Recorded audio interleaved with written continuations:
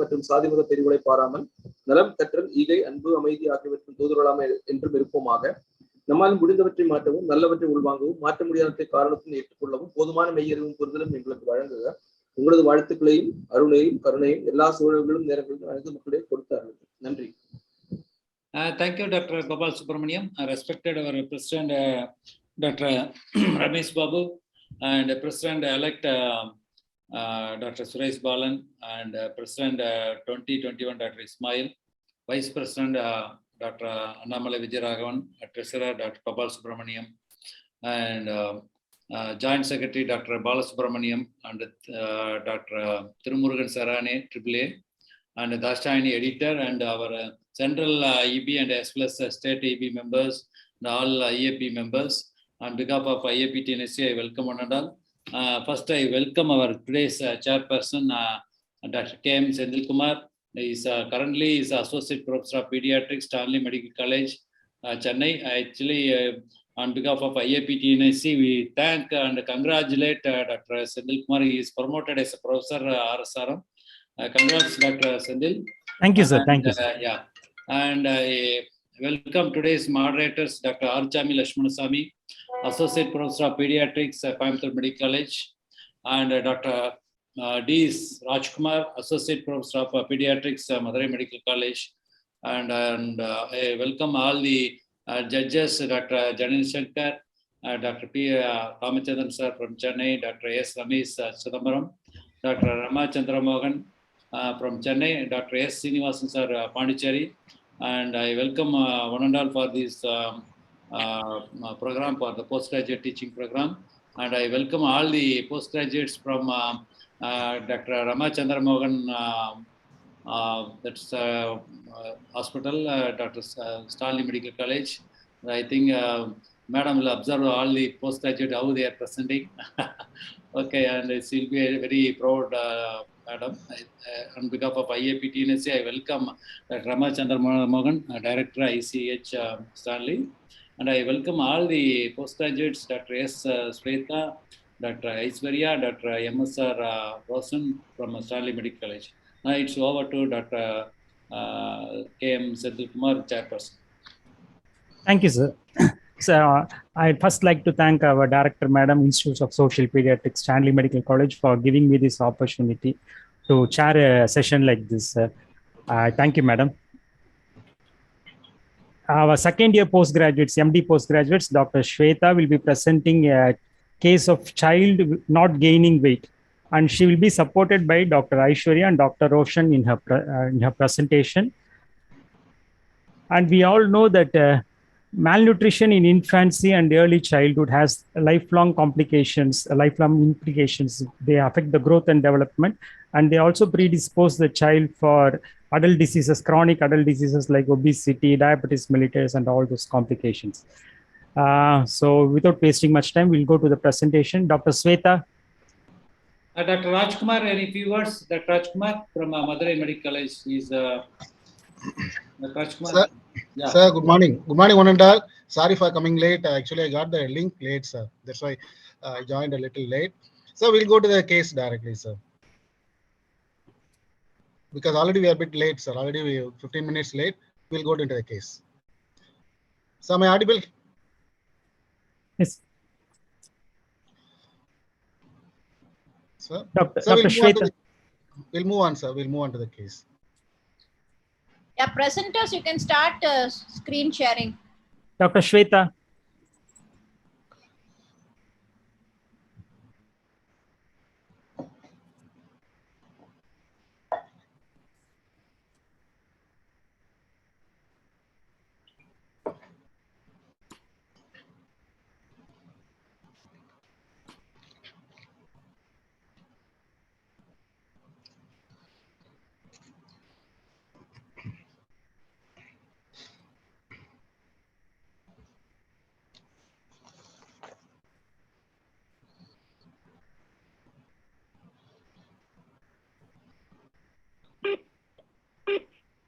The number you are calling is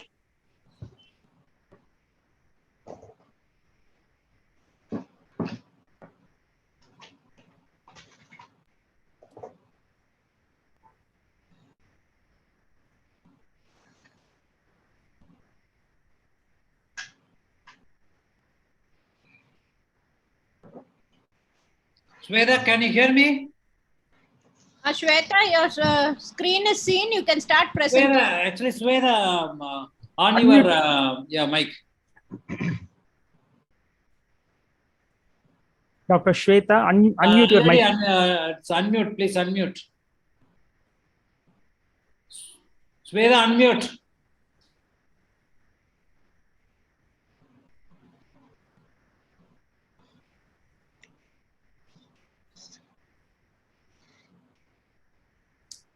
Dr. Shweta, you are not audible. Sweta, unmute. What I'm saying is this case is from Nellore. When I studied in ICH 20 years back, we used to get a lot of cases from Nellore, PEM, severe PEM cases. Still, we are getting the same. Yeah. This is from Stanley, though. Time hasn't changed. Yes. From Rich Hospital, we used to get, isn't it? Still Yes, getting Rich Hospital cases. Where is Shweta? Shweta, put on your mic and start, please. I think Now somebody has to call her and tell her how to unmute. Aishwarya, is she sitting next to you? Yes, ma'am, she's sitting next to me. Okay, you can mute your device, but why is the mic on?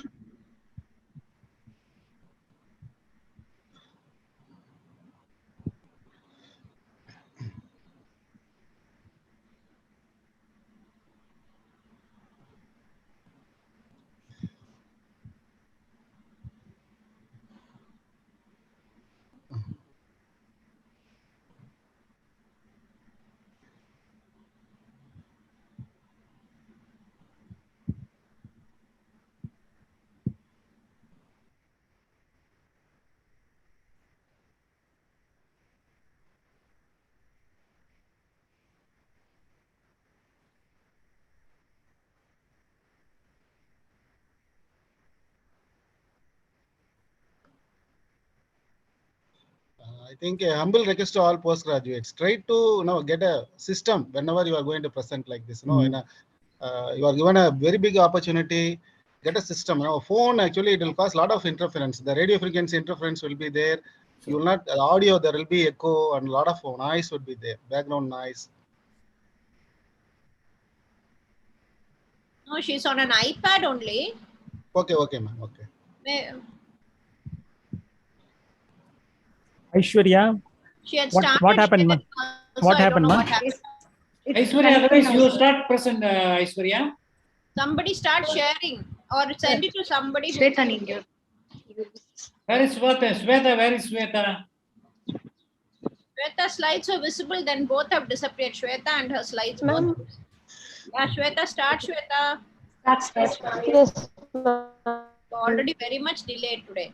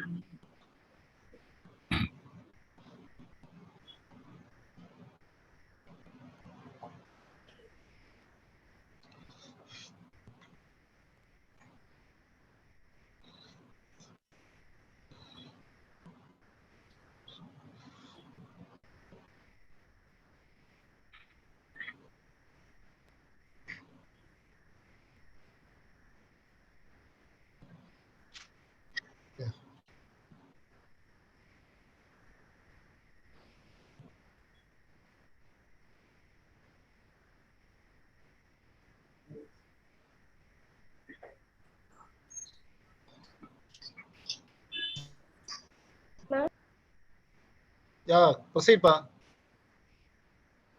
The screen is visible. Yes, we saw.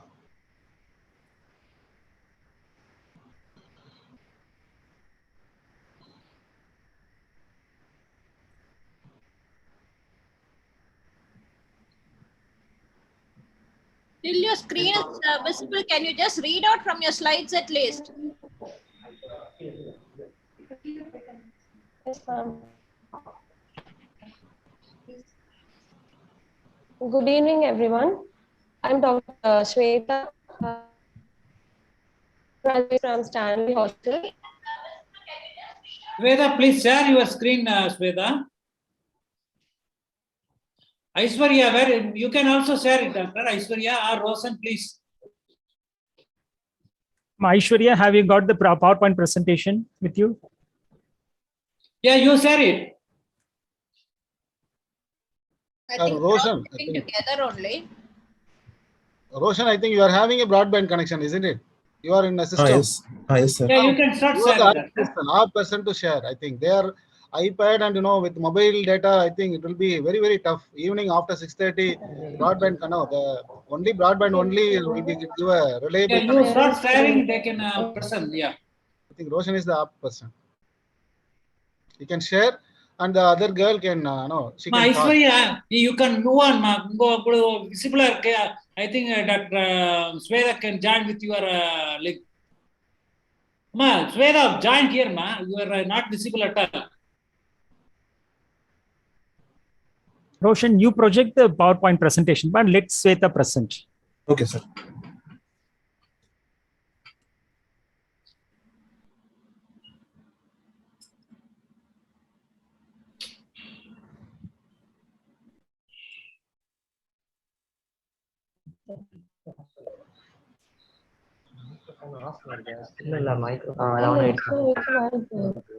Hello.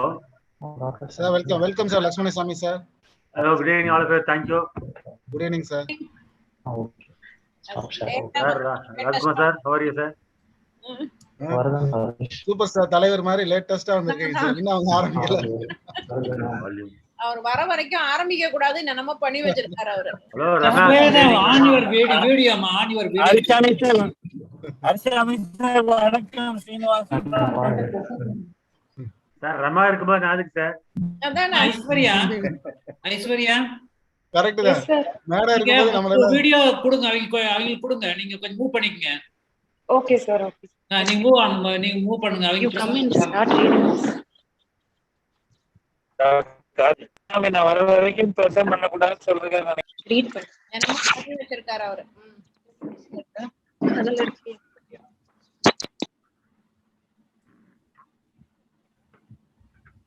தம்பி Roshan, present பண்ணுப்பா, அது share பண்ண. இப்போ வாங்கிட்டு இருக்கேன் sir. அவன் என்ன power point அவனுக்கு வரல போல. அவன் என்ன doesn't have that power point. என்ன பிரசன்ட் பண்றீங்க, 3 பேர் வச்சிக்கிறது இல்லையாப்பா? They can send it to Tirumurugan or somebody and they could always show it. இதே டிஐபிங்க, நம்ம ஐஏபி டிஎன்எஸ்சி கிடையாது. டிஐபினால இவ்வளவு ப்ராப்ளம். ஓகே. இல்லைன்னா நம்ம ஐஏபி டிஎன்எஸ்சினா ப்ராப்ளம் கிடையாது. இங்க இருந்து பண்ணிடலாம்.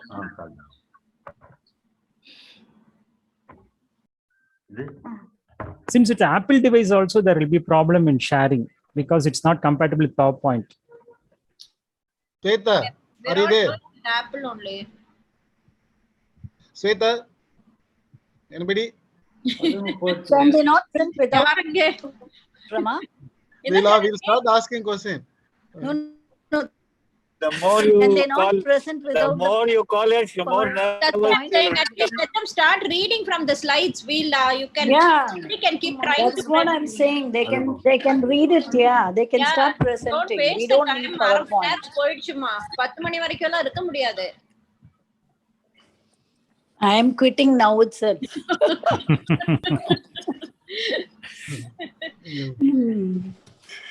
This is it generally saying that I am going to quit? Amma, correct. Okay. Sweta, எல்லாம் ஓடி போயிட்டாங்களா 3 பேருமா சேர்ந்து? absconded. Only the moderators and the judges and moderators are there. Hi. நம்ம டிஸ்கஸ் பண்ணிக்கலாம் madam. This happened once. In GRT, we had a live case presentation and the presenter disappeared. Okay. Then I presented and I discussed. அந்த மாதிரி பண்ணிடலாம், அவ்வளவுதான். Rajkumar sir நல்லா இருக்கீங்களா? நல்லா இருக்கேன் sir. Yes. After a long time, I'm meeting you. Connecting Aishwarya is appearing now. I think she has appeared. Yes. She has put. Yes. வந்துருச்சு. Okay. எவ்வளவு லேட்டா ஆரம்பிச்சாலும் 9:30 முடிக்கணும். Otherwise judges will go. Madam, 12 o'clock ஆனால் சரி நாங்க கம்ப்ளீட்டா கேட்க கூட மாட்டோம். Judges, senior citizen judges and all will go up. இல்ல ஸ்விக்கில ஆர்டர் பண்ணிட்டேன் madam food night dinner. Madam நீ 12 ஆனாலும் சரி நான் கேட்க போக மாட்டோம். கேஸ் ஆஃப் மால் நியூட்ரிஷன் தான் வந்துகிட்டே இருக்கு. Institute of Social Pediatrics. Stanley-ஆ?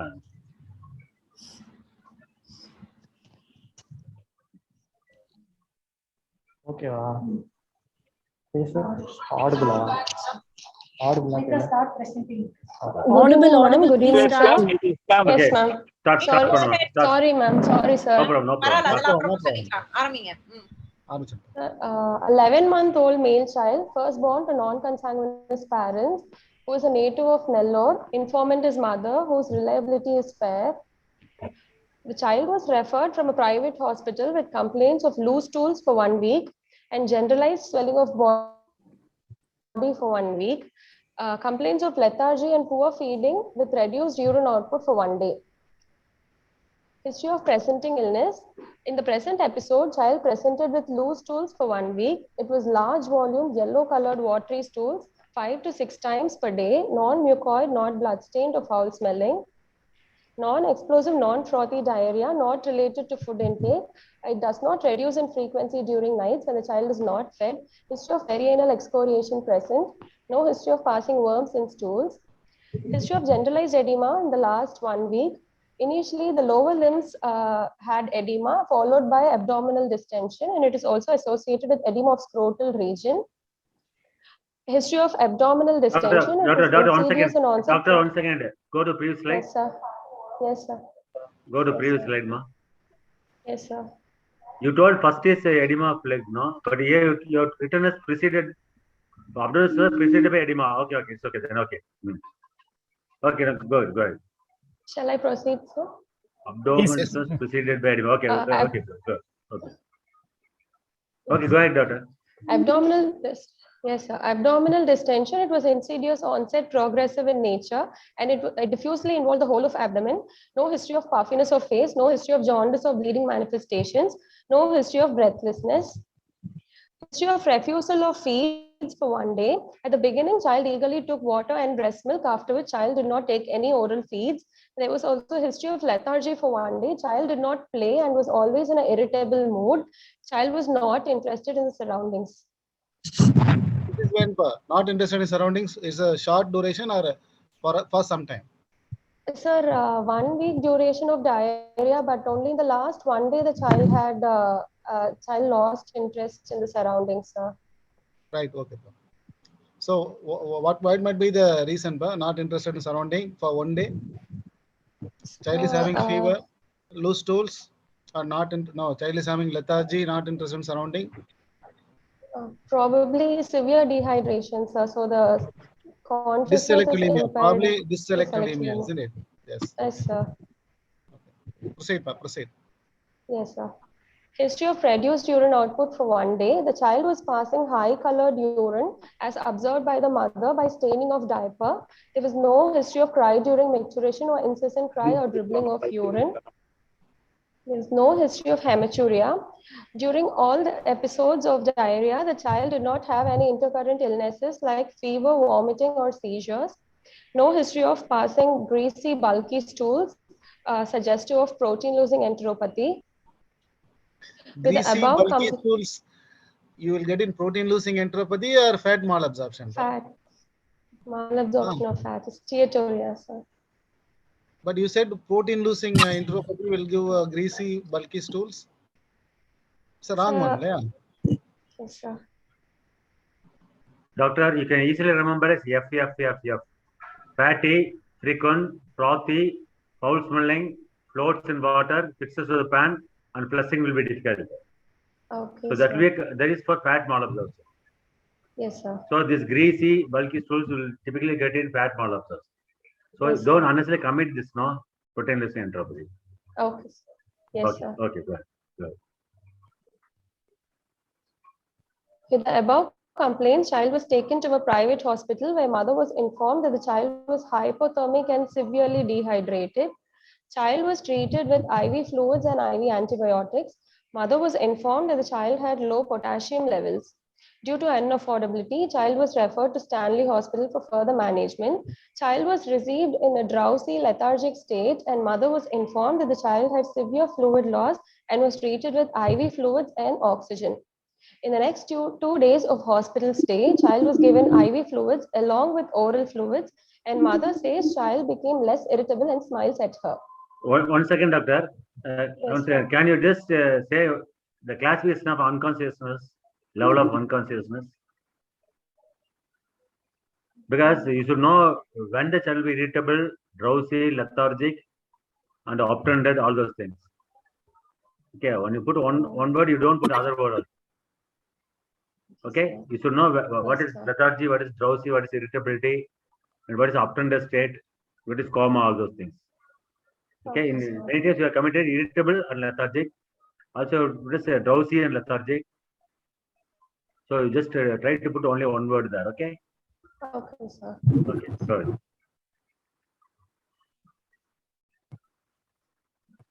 Go ahead, doctor. Yes, sir. The child was exclusively breastfed up to 6 months of age and was well thriving up to 6 months of age. The birth weight of the child was 3.1 kgs, and at 6 months, the child was 7.5 kgs. Mother gives history of buffalo milk feeding, following which the child had multiple episodes of diarrhea by the end of 6th month. When the complementary feeds were initiated. Child had recurrent diarrheal episodes with only 1 week of symptom-free interval per month. And for the recurrent episodes of diarrhea, the child was hospitalized twice because of dehydration. The first admission was at 8 months of age when child had weight loss. At 8 months, the child was 6.9 kgs with loose stools and dehydration. So admission was made, and mother was informed that albumin levels were low and was transfused with intravenous albumin. Second admission was made at 9 months of age in a private hospital when child was suspected to have cow's milk protein allergy, diagnosed with a blood investigation, and mother was advised not to give any dairy products for the baby and not advised to consume any dairy products herself. Mother was advised a special formula milk for the same, which she did not give due to unaffordability. Child was given advice regarding nutritious diet during admission, but mother did not adhere to the diet plan. During all the episodes of diarrhea. Is she continuing with the buffalo milk still? Sir, no, So she even has stopped buffalo milk, sir. Any other milk she is giving, because child is still getting diarrhea, and she was diagnosed with cow's milk protein intolerance. And she should have been told to stop all milk, no. But yes, she's still mother, giving. only milk and curd mother has stopped, sir, but otherwise mother, she's consuming other forms of milk containing products like biscuits, cakes, and all she's consuming, sir. Right, okay, proceed. During all the episodes of diarrhea, child did not have any signs of vitamin deficiencies, such as visual disturbances like photophobia, no history of bleeding manifestations, no history of bony deformity, no history of progressive pallor, no history of recurrent infections or poor wound healing, no history of skin rashes, no history of recurrent upper respiratory tract infection or skin allergy.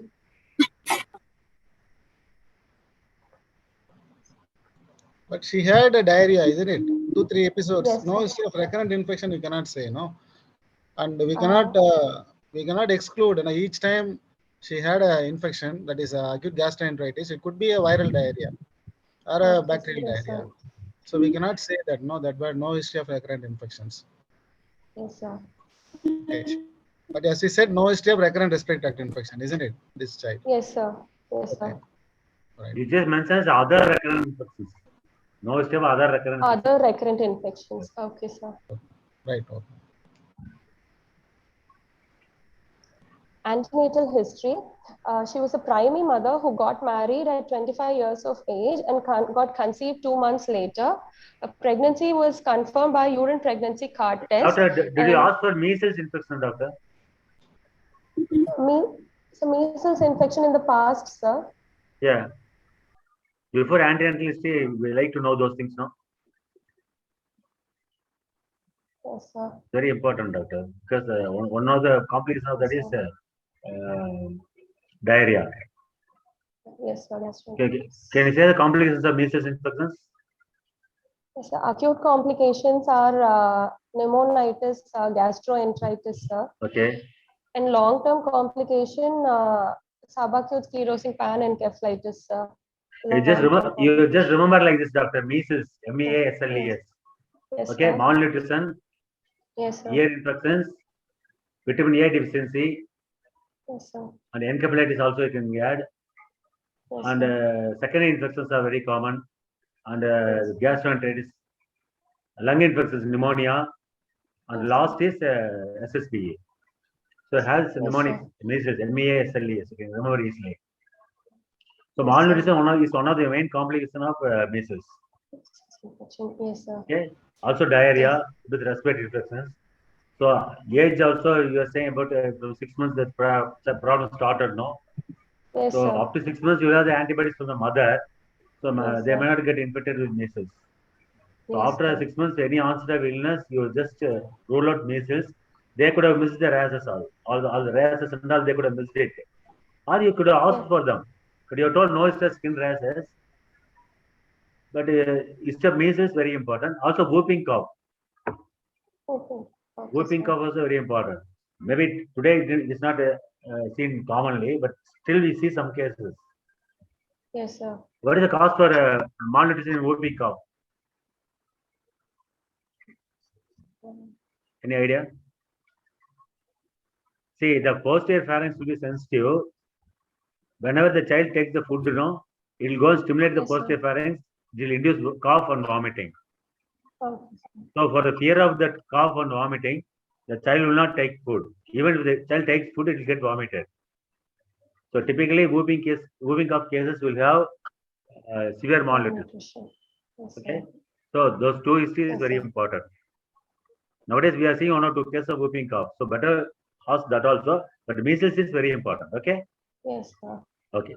Go ahead.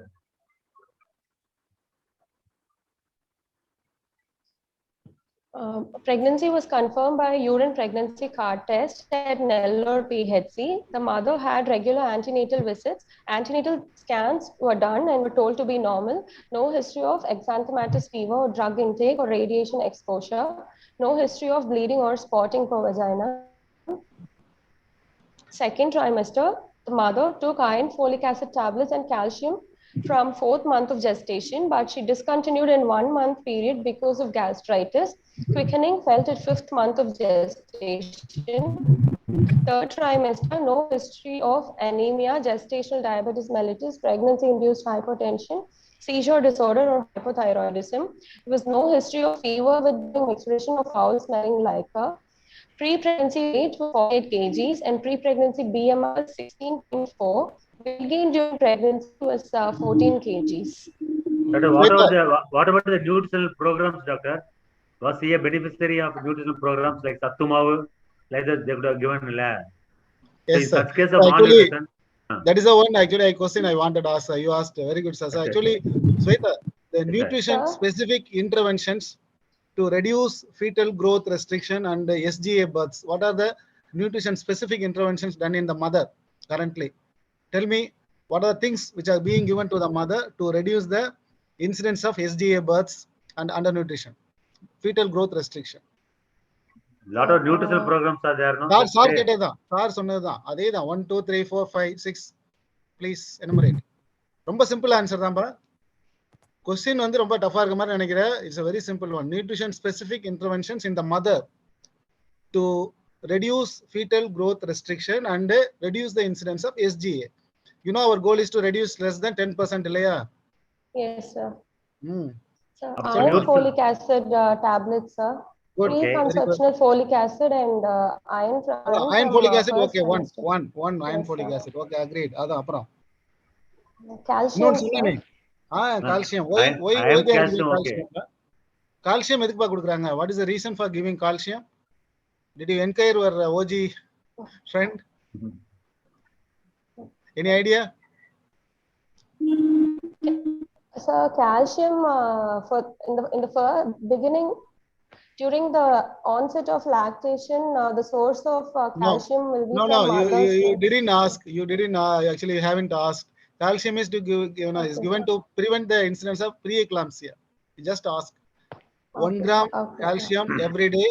Actually, they say it prevents the incidence of preeclampsia. We all know that preeclampsia, by causing uteroplacental blood flow insufficiency, it causes SGA and a lot of problems. You know that preterm labor, prematurity, all those things. Yes, So sir. that's why they are giving that calcium actually. Okay. One doubt, doctor.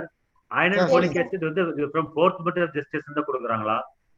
So folic acid, pre-conceptional folic acid should be given. No, folic acid when you are supposed to give? Even before conception, sir. Actually, you have told in 2nd trimester from 4th month of gestation சொல்லிருக்கீங்க. But when the neuropore will close, anterior neuropore and posterior neuropore, when it will close? Sir, 6 weeks, sir. That's 22 days, no? Anterior neuropore 22 days, not 6 weeks. And posterior neuropore 27th day of gestation. Correct, sir. So iron and folic acid should be given the early trimester, no? Yes, sir. One point. In foreign countries, what they do, they give folic acid to all girls who achieved after puberty. They give this folic acid for all girls. Their plan is to actually prevent all neural defects. Because pregnancy is sometimes unplanned. They may not know sometimes, and in our country also almost 50 to 60% of people, they may not know they are pregnant till like after a 10th week or 12th week, maybe 8th week. So this folic acid usually we give in the 2nd trimester, which doesn't achieve its purpose. The purpose are சொன்ன மாதிரி 3.5 to 4.5 weeks that neural development has almost finished. Neuropore will close. That is the period at which this folic acid has to be given. If folic acid is not there, that folic acid is essential for the this purine pyrimidine metabolism. You know that the DUMP to uridine monophosphate to thymidine monophosphate. That step it is that tetrahydrofolate actually acts as a cofactor in that thymidylate synthase, actually that enzyme. So the tetrahydrofolate is not there, definitely there will be the decreased amount of DNA formation would be there, and neuropore may not close properly, and the child will develop a serious disability, and child may sometimes die. So that's why we have to give as soon as actually ideally we should give from the start, from the first week, which is impossible. The only thing which is possible is ideally we should tell all the pregnant women to take folic acid every day. That is the best thing. OG la கேட்டு பாருங்க உங்க friends டா. But iron we cannot give in the first trimester, isn't it? Iron if you give in the first trimester itself, iron may produce a lot of problem. They'll have hyperemesis gravidarum, they may vomit, it may cause irritation, and iron so better iron should be to be given in the 2nd trimester, as you said, but folic acid ideally should be given from the time of conception. Yes, sir. Doctor, what is the dose of folic acid, ma? For normal persons, when there is already cases affected? Sir, 500 microgram per day, sir, for normal mothers, sir. Okay. For already child is affected. If a previous child has neural tube defects, double the dose of 1000 micrograms. No, not the double. Not double. 10 times. 10 times. 10 times. Simple 0.5 for all, 5 milligram for those who had previous history, right? 10 times okay, 1 point, doctor. Iron folic acid சொல்லிருக்கப்ப, then calcium supplementation சொல்லிருக்கா. இன்னும் நிறைய இருக்கு இப்ப இன்னும். Sir சொன்னாரே how much amount of calories, how much of amount of protein required is given? சொல்லுப்பா அது. ICMR recently actually when we studied it was something one single number. In 2020, ICMR has given instruction that pregnant women should be given this much calorie and this much protein, and lactating women should be given this much protein and this much calories. Do you know that, please? 3 பேர் யாரா சொல்லுங்கப்பா. இதெல்லாம் எக்ஸாம்ல கண்டிப்பா கேக்குற question பா. Dr. Aishwarya and Roshan, you can also answer. During pregnancy, 400 to 600 kilocalories. இல்லப்பா pregnancy 350 calories பா. 300. 350 பா, 350. நீங்க ICMR 2020 இன்னும் பார்க்கல. Okay, protein how much? சரி நானே சொல்லிடுறேன். செகண்ட் ட்ரைமஸ்டர்ல 9.5 கிராம் அண்ட் தேர்ட் ட்ரைமஸ்டர்ல 22 கிராம்ஸ் பா. ரீசெண்டா இது வந்து சேஞ்ச் பண்ணிருக்காங்க. ரீசெண்டா ஒரு 1.5 years back 9.5 gram per day extra additional. This is additional and 22 gram in the second trimester, third trimester, sorry. So the first trimester would be the same. We all know that is organogenesis. The baby may not need additional amino acid pool. So what about lactation pa? Calories how much? 400 to 600 kilocalories. இல்லப்பா அதுவும் வந்து you have to be specific pa. 6 months they say 600 calories and next 6 months க்கு வந்து அதாவது more than 6 months 520 calories pa, as long as he is breastfeeding. This is calories. Protein வந்து first 6 months க்கு வந்து it is 17 additional grams per day and 6 மாசத்துக்கு பிறகு வந்து she has to take only 13 additional grams of protein pa. இதான் வந்து recent ICMR 2020. Please அதை எழுதி வச்சுக்கோங்க, ஞாபகம் வச்சுக்கோங்க, கண்டிப்பா அது தேவைப்படும். ஏன்னா not only for exam purpose, for advising the mother, if they are taking this proper amount of calories and protein, definitely baby we can prevent SGA babies. And we all know that undernutrition starts in utero. The concept of 1000 days we all know. 1000 days, what is that 1000 days concept pa? Sir, from birth to 2 years of life, from intrauterine period to 2 years of life. So conception pa, the word is from conception to 2 years. That is a 1000 days concept. The baby is growing, brain is developing in these 1000 days. So we have to give the adequate nutrition and calories, protein and micronutrients to the mother, as well as after the baby is born, the baby has to be given proper breastfeeding, and weaning also should be done in a proper way till to achieve a perfect balance. That is a 1000 days concept. Correct na? Okay pa, right. Anything else being given to the mother? Ida tavara?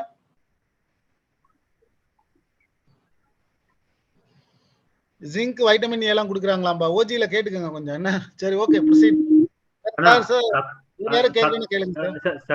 சத்து மாவுன்னு சொல்லி கொடுக்கும்போது அத வந்து அவங்க ஹஸ்பண்டுக்கும் முதல் குழந்தையும் கொடுத்துருவாங்க. இவங்க சாப்பிடவே மாட்டாங்க. இந்த மேடம் ரெமா மேடம் போறாங்க ரோஷன் அபியான் ப்ரோகிராம் சொல்லி ஃபர்ஸ்ட். அதனால வந்து ஆக்சுவலி வந்து சத்து மாவு வாங்குனாங்களா, அவங்களே சாப்பிட்டாங்களா, ஷேர் பண்ணி சாப்பிட்டாங்களா, இதெல்லாம் கேட்கணும். Especially mall nutrition child is very important. Yes sir. Okay. Hello. And nowadays lot of nutritional program வந்திருக்குமா, தெரிஞ்சுக்கங்க. National program. Okay. What is the vertical program? What is the horizontal program? Hello, are you online? Yes sir. Everybody can answer that. What is the vertical program? What is the horizontal program? As a pediatric postgraduate, you should be well versed in the national programs that are concerned with both mother and the baby. Any program from national programs from central government is called vertical program. Any program that is undergone by the state government is called horizontal program. Okay, sir. Okay, good. You should know what are vertical, what are horizontal. Yes, okay, sir. go ahead. Third trimester. Proceed. Natal history. Yes, sir. Natal history. The mother delivered a full-term baby by assisted vaginal delivery in a private hospital in Nellore. Vacuum extraction was done because of failed secondary maternal efforts. Baby cried after tactile stimulation and was kept under NICU observation for 1 hour and given back to the mother. Birth weight was 3.1 kgs. The baby was breastfed at first hour of life and the baby was latching well. No prelactal feeds were given. Passed urine and meconium within 24 hours of birth. Postnatally, child was feeding well and discharged on day 3 of life without any complications. What is BFHI, ma? Sir? What is BFHI? Baby-friendly hospital initiative, sir. Okay. How many deliveries you have to conduct in your hospital to apply for this? Minimum, how many deliveries you have to conduct in your hospital? Anybody, any other pages? So 250 deliveries. If you have a hospital, you conduct at least 250 deliveries per year. Yes. Then you have to follow other things. What are other things that should be followed in your hospital? Apart from 10 policies, you have to have, Yes, sir. you have to have immunization. Breastfeeding. Immunization, diarrheal control program, family planning program. So you should have these facilities in your hospital. Only then you can apply for BFHI. Okay? Yes, sir. Good, good. Development history. Mother gives a history that child had attained all the milestones appropriate for age up to the last 1 week of illness. Gross motor development. Child was able to stand. Child was able to stand with support. Fine motor, immature pincer grasp is present. Social and adaptive stranger anxiety present. The child waves bye bye and claps, and the child speaks bisyllables. Now what is the age now, doctor? So 11 months. 11 months, no? 11 months, child is supposed to walk with support, no? Yes, sir. But now they're only standing with support. Stands with support. You should have pincer grasp, mature grasp. Mature pincer grasp would be there, Lapa. Social and adaptive, it should be able to. But 11 months, what will do? Waves by 8 months, doctor, 8 to 9 months. Stranger anxiety 7 months. But do not discover anything about 11 months. Language, it will say 1 or 2 words, maybe one word, not bisyllables. Yes, sir. So I feel there's some delay. Yes, sir. So you should, especially malnourished child, you expect a delay in motor milestones. Yes, sir. Also maybe social adaptive also will be delayed. So these things, I think, should be more specific, doctor, here. Yes, sir. Sir, what you said is a very important point, sir. Yes, Actually, sir. what these people think, the UG level thinking is malnutrition will not affect the brain. Yeah. No, sir. Actually, this is malnutrition definitely affects the brain, as you said, and it will lead on to some amount of developmental delays. So here we can see, sir, there is motor delay is there, mild motor delay is definitely there. So, Sweta, my question is, what is the effect of PEM on CNS, central nervous system? Why there is mild delay? What might be the effect of protein energy malnutrition on brain? Does it have any effect or no effect? It has effects. Mainly it affects the gross motor components, sir. Okay, so what happens in the brain in severe PEM? If it is allowed to continue for some time, what will happen? I'm asking the brain matter. What happens in the brain? Like neurons, will they decrease in number? No. Neurons will not decrease. No. So what will decrease? The support, the glial cells, the amount of DNA, protein, and the lipid content, they will decrease. And the most important thing, what happens, the CNS maturation will be delayed. So what is the CNS maturation? We all know that myelination, the main important part of myelination will start from, it starts in utero, but the most important period would be after birth, the 1,000 days we all know. Up to 1.5 to 2 years, the myelination is the most important thing. And dendritic arborization, all those things, the side synapses, they will be connecting with other synapses, they will be forming a lot of connections, lateral connections and other things, they will be delayed. So that's why you will have, you can develop, the baby can develop a developmental delay in case of protein allergy malnutrition if it is allowed to continue for some time. Yes, sir. Okay, continue, proceed. Diet history. The child was exclusively breastfed up to 6 months of life, and the child was fed on demand. The mother fed approximately 8 to 10 feeds per day, and each feed lasted for 20 minutes. The child was fed on the same breast during a single feed. Nighttime feeds were given. Complementary feeds were started by 6.5 months of life. Child was started with rice, dal, which was not mixed with oil or ghee, ragi porridge. Buffalo milk was given at 7 months, diluted in 2:1 proportion of milk to water by Paladay feed, following which child had multiple episodes of acute gastroenteritis. Doctor, when a child will, you advise egg for the child? Sir? When you can do egg? At what age? 9 months, 9 months and above. First you'll go the egg yolk or the white? So the white of the egg should be given. Why? No. So my question is why you should not go egg white first? So I'll change my question like this. You are not supposed to give the egg white first. Only yolk to be given first. Why? Sir, Avidin. No. It's not evident. Even with boiled egg, no. See, they may have protein allergy. So first you should not start albumin first. Yes, sir. Okay, first you give egg yolk, then you go. When you can start non-vegetarians, chicken, mutton, and that. So after 11 months, sir. What is family pot feeding? Family pot feeding, by 1 year of age, the child should be able to eat whatever is eaten by other family members, sir. Everything which is cooked at home, the child should be able to eat, sir, by 1 year. They can share the food from the parents, but in small quantities. So they take all the food. Okay. Yes, sir. Shweta, what is sorry egg nu sonnadanaala enakku I remember something. NPU of egg enappa? What is net protein utilization of egg? Give me some number. 0 to 100. Give me a number. What is the NPU of egg? 1, sir. 1.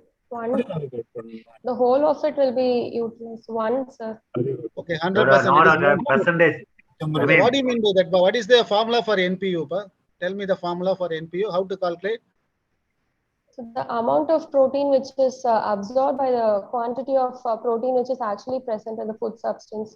Okay, so amount ingested, divided by the amount absorbed divided by ingested into 100. That is the NPU. Okay, so we all know this is 100 for egg. So can you tell me for fish how much NPU? For dal how much? For rice how much? Just I'm asking. If you read about it. So the NPU for fish would be around 80 pa. Right? Okay, sir. For okay, sir. rice it would be around 55 to 60, and dal it would be 40 to 45%. The absorption will not be that much for dal, 40 to 45%. Yes, but sir. since it contains a lot of protein, it will be absorbed. Okay, since we are dealing with diet, you said the mother is given rice and dal. It is very good. It's a very good our Indian old tradition. We combine rice and dal.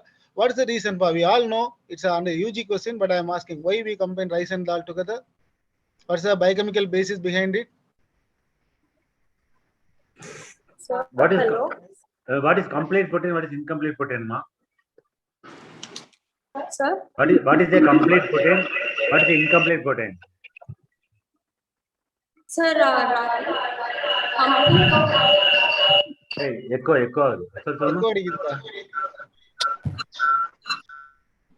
Ma, what is the complete protein? What is incomplete protein? அது answer பண்ணனே answer சொல்லலாம் சாதா. ஆமா sir அதான் என்னோட question தான் மாத்தி கேக்குறாரு. மாத்தி கேக்குறாரு. Complete protein contains all essential amino acids, sir. Okay. Rice lacks lysine, sir. Lysine, okay, good. Yes, sir. And pulses lack? Pulses cysteine and methionine, sir. Okay. So when you combine both, so when it's combined, it becomes a complete protein food, sir. So that's the reason why you just give cereals and pulses together. Okay. Yes, what is reference protein, ma? Reference. Egg is the reference protein. Why you call that as the reference protein? So egg contains all essential amino acids.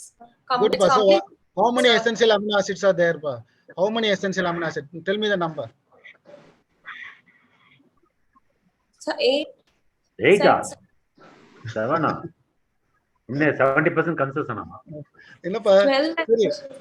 What do you mean by semi-essential essential amino acids? This is the total number. Semi-essential amino acid na enna?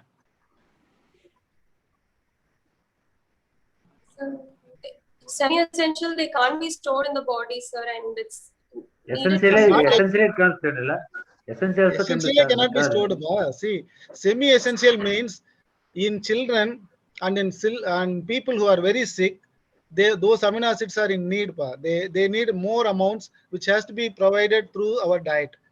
Otherwise, they can be synthesized in our body. So they are semi-essential. Tell me, what are those two semi-essential amino acids for children?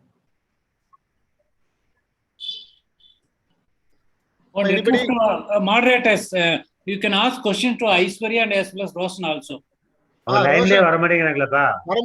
Sir. Ipa Roshan, Ipa, in the Yes, question, sir. whatever I'm asking, this is for all, pa. It's a free for all. You can answer, pa.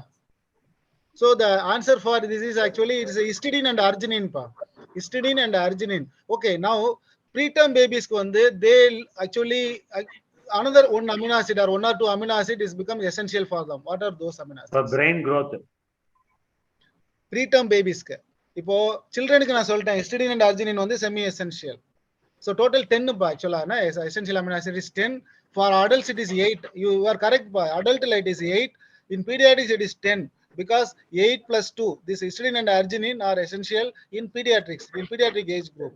So totally it is 10. நம்ம 10 தான் படிச்சிட்டே இருப்போம். நம்ம பயோகெமிஸ்ட்ரியில 10 தான் கொடுப்பாங்க actually. Children 10 ஞாபகம். 8 plus 2. For preterm babies, another 2 amino acids is non-essential become essential. What are those 2?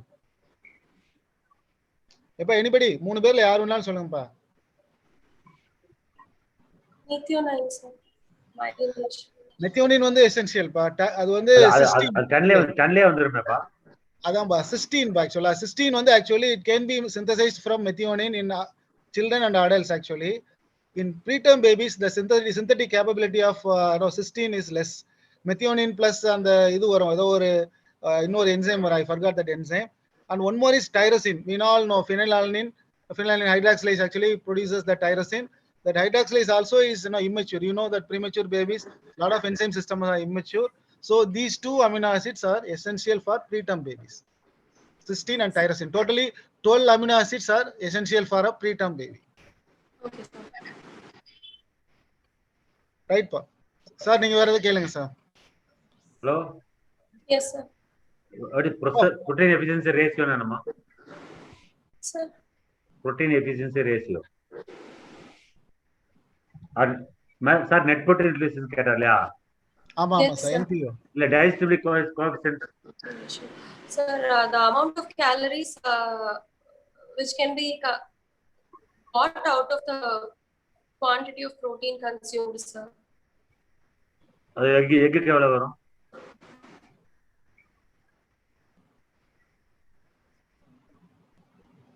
Okay, ma, you should know everything about the proteins. Very important. Okay, ஒரு important food items-க்கு இதெல்லாம் தெரிஞ்சுக்கங்க. NPO, dietary coefficient இதெல்லாம் தெரிஞ்சுக்கங்க. Okay, don't read today. Okay, good. Breast milk-ல ஒரே ஒரு question பா. Foremilk, hindmilk-னா என்னப்பா? Please tell me something about foremilk. What is foremilk? What is hindmilk? So foremilk is the initial part of milk which is usually watery and quench the thirst of the baby, sir. Okay. One more thing is there. No, it contains lot of another thing. What is that thing? Water is agree. Water and carbon. Water and vitamins and minerals, sir. Vitamins and minerals, sir. இல்லப்பா, அது எல்லாமே அது dissolve ஆயிருக்கும்பா, இது மிசல் formation மாதிரி. இன்னும் one more thing இருக்கும்பா. Carbohydrates, sir. What is that? What carbohydrate is there in breast milk? பா இப்பெல்லாம் சொல்லக்கூடாது, நீ ஆன்சர் யூஜி மாதிரி answer. Lactose, yeah. Okay, lactose, good. So what happens if the baby takes for 5 to 10 minutes breast milk, sleeps, again takes 5 to 10 minutes and sleeps? If the cycle continues for 2-3 days, what will happen to the baby? அது baby என்ன மாதிரி என்ன present பண்ணும்? Baby will be devoid of fine milk, so weight gain will not be there, and because of increased lactose consumption, osmotic diarrhea can occur. Okay. Very good, pa. So the baby may present with osmotic diarrhea like picture if the baby consumes only foremilk. Okay, tell me what the lactose content of which milk is very high, pa? Breast milk, cow's milk, buffalo milk, goat's milk, camel's milk. Lactose content, which milk contains maximum amount of lactose? So cow's milk has more lactose than. Sorry, okay, I'll tell the answer. Breast milk has the highest amount of lactose. Please remember, this lactose not only gives energy, it is actually it's a new brain. Actually, it helps in the development of brain also. Pa. Lactose aids in the development of brain also. The maximum amount of lactose is there in our breast milk because of evolution. Evolution la namalku vandu this happened because the breast milk lactose content has increased. That resulted in the bigger brain development, and like we conquered the whole world and almost the universe because of the so many factors, and one of the neurotropic factor is lactose. That's why the breast milk contains the maximum amount of lactose, 7 gram per 100 ml. மீதி எல்லாம் கம்மி இருக்கும். நீ படிச்சு பாரு. கவுஸ் milk எல்லாம் 3 something, buffalo எல்லாம் 4 something அந்த மாதிரி தான் இருக்கும். ஓகேப்பா டாக்டர் வே புரோட்டீன் என்னமா? ஹலோ டாக்டர், வே புரோட்டீன் அப்படின்னா என்னமா? WHEY. So it is easily digestible by the babies. It is whey protein is more in breast milk, and it is easily digestible by the babies. இல்ல, whey protein இருந்தா என்ன problem வராது குழந்தைக்கு? It's not that easily digested. Whey protein will prevent constipation. So அது வந்து கவுஸ் milk கம்மியா இருக்கிறதுனால அங்க வந்து உங்களுக்கு வந்து it may cause constipation and all. Okay? Yes. So good. இப்ப வீனிங் பத்தி சொல்லியிருக்கப்பா. இப்போ மதர் வந்து 4 monthsல வீனிங் பண்ணிட்டா, what are the problem you may expect பா? இது standard question asked in exam. That's why I'm asking பா. இப்ப மதர் வந்து thinks, she is thinking that why should I give weaning food at 6 months? I'll give it to 4.5 months or 3.5 months. Let me give weaning சொல்லி கொடுக்குது. What are the problems you may expect pa if giving early weaning? That also may result in some problem. What are those problems? Sir, weaning is a word for sir. Weaning is a word for complementary feeds use பண்ணா sir இப்போ. Sir, okay sir. Sorry sir. Okay. Yearly complementary feeds. What are the problem pa? Sir சொல்லிட்டாரு, நான் மாத்திக்கிட்டேன். Thank you sir. Okay sir. Sir, if it is initially allergy very good pa. So allergy and intolerance. So tell me why allergies and intolerance can occur if the mother is giving yearly weaning? That is yearly complementary feeds. Gut will be very good. So gut immaturity. So tell me one long-term complication also. The baby when it becomes an adult, full-grown adult, by 40-45 years, it may develop another 2 problems. What are those problems? Yearly complementary feeding.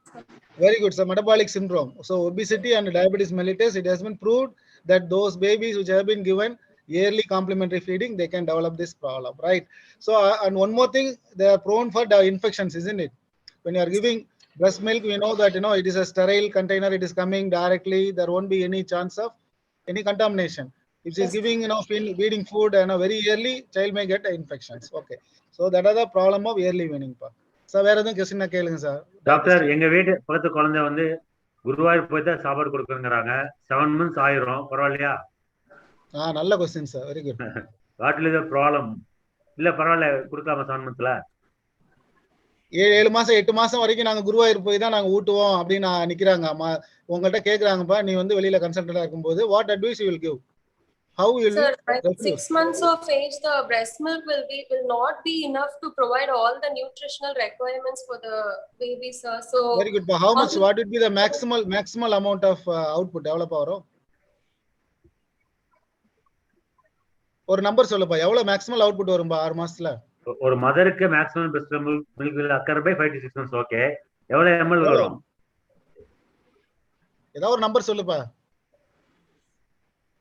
சொல்லி தானே எக்ஸாமா? 700 ml வருமா? 800, 900, 300.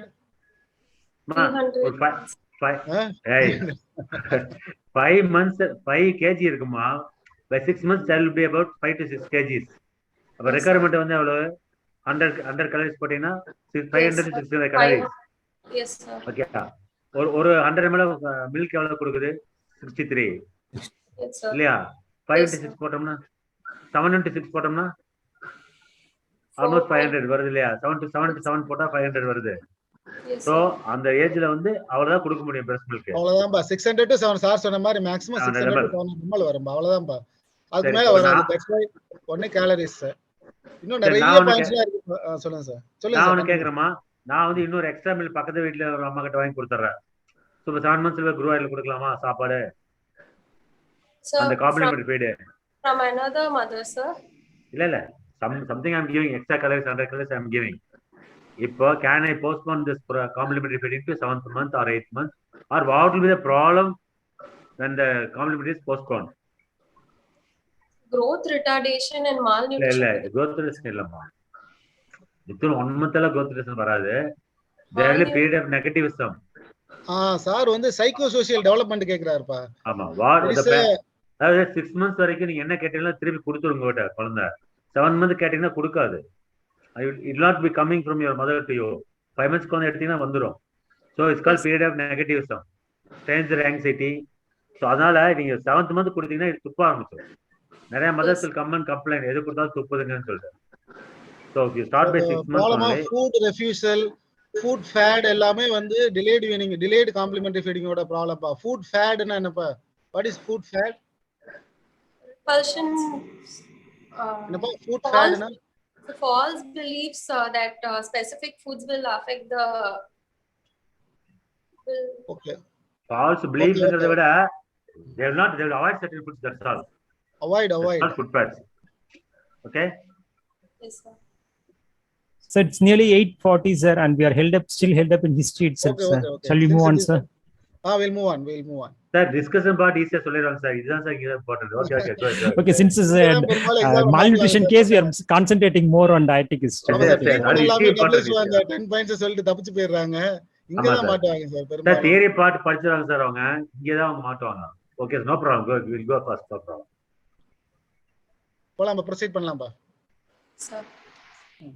Because there was suspected cow's protein allergy, special formula milk free of cow's milk protein was advised. Mother gives it in the correct dilution with hot cleaned boiled water with no added sugar through paladai. No extra calories were given at the time of illness. No mashed vegetables or fruits given till date. Small sips of watermelon and pomegranate juice given occasionally. Ragi porridge stopped because of the fear of allergy. No green leafy vegetables or egg introduced till date. Mother prepares the food in a clean and hygienic manner. Diet history by 24-hour recall method. According to the history 1 week back, the child consumes 344 kilocalories as against the expected of 1000 kilocalories, with a deficit of 656 kilocalories, and 9.6 grams of protein as against the expected of 16 grams, with deficit of 6.4 grams. And overall, the diet is deficient in proteins, calories, and micronutrients.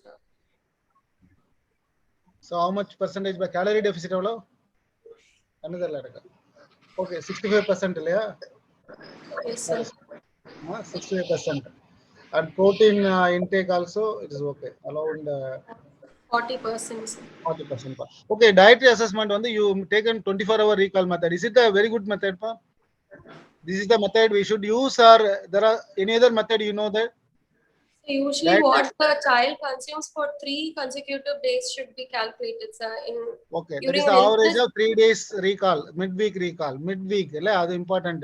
Saturday Sunday போட்டேனா mutton chicken எல்லாம் கொடுத்ததெல்லாம் சேர்த்துருவாங்க. So midweek. So third pa அது ரெண்டாவது method. Third method food frequency table னு கேள்விப்பட்டிருக்கியா? Food frequency table. கேக்குதுலப்பா? Hello Sir, yes, sir. Food frequency table தான் third. Okay, நம்ம டைம் இல்லாதனால நம்ம போயிடுவோம் டக்கு டக்குன்னு. So the fourth method, which is the gold standard for assessing the dietary assessment, வந்து weighing the uncooked and cooked food and then assessing the nutritive value of food. That is the best method. We have to go and live. Actually, this is for only for research purpose. When the researcher will go and live with the individual nearby, he will weigh each and every food, uncooked and then cooked food.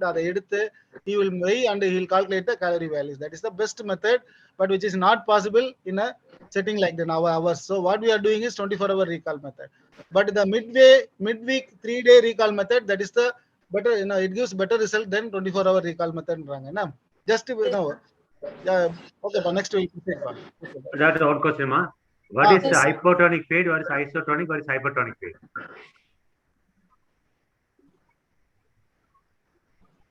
Hello? Sir. Hypotonic feed na enna? Hypertonic na enna? Isotonic na enna? Okay, 100 ml of item will give you 100 calories. It's called isotonic. 100 ml will give you less than 100 is called hypotonic. More than 100 is called hypertonic. So now our health hypotonic is very good. So milk pathina 63 calories tha irukku. இந்த மாதிரி ஒவ்வொரு item food item fruits vegetables எல்லாம் பார்த்தீங்கன்னா 100 grams will give you 50 calories, 60 calories like that. So this is good for your gut and health. But unfortunately, we are adding sugar. 100 ml will give you 100 calories. Now Horlicks boost அப்படி add பண்ணும்போது hypertonic ஆயிடும். So that is not good for the health of the babies. Yes, sir. அதனால வந்து எப்பவுமே you should advise hypertonic feeds.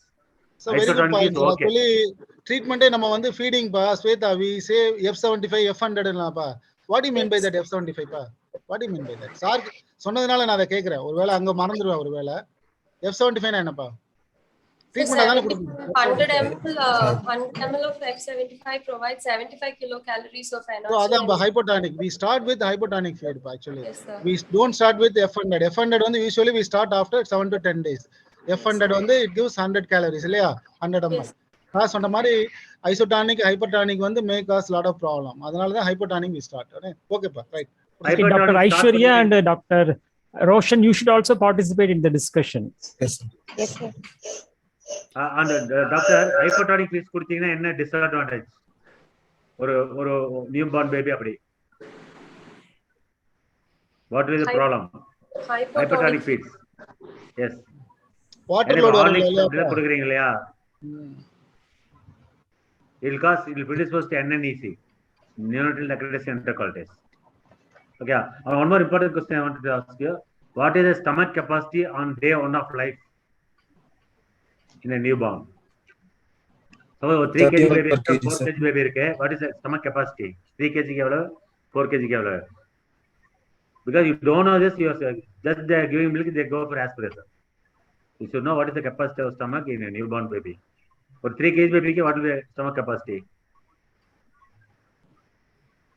Don't சொல்லுங்க comment பண்ணுங்க. 10 very good, very good, very good. So 3 kg baby க்கு 30 ml தான் capacity. But when a child craves, they will pour milk, will get aspirated. Remember this. As the child grows, capacity will go up.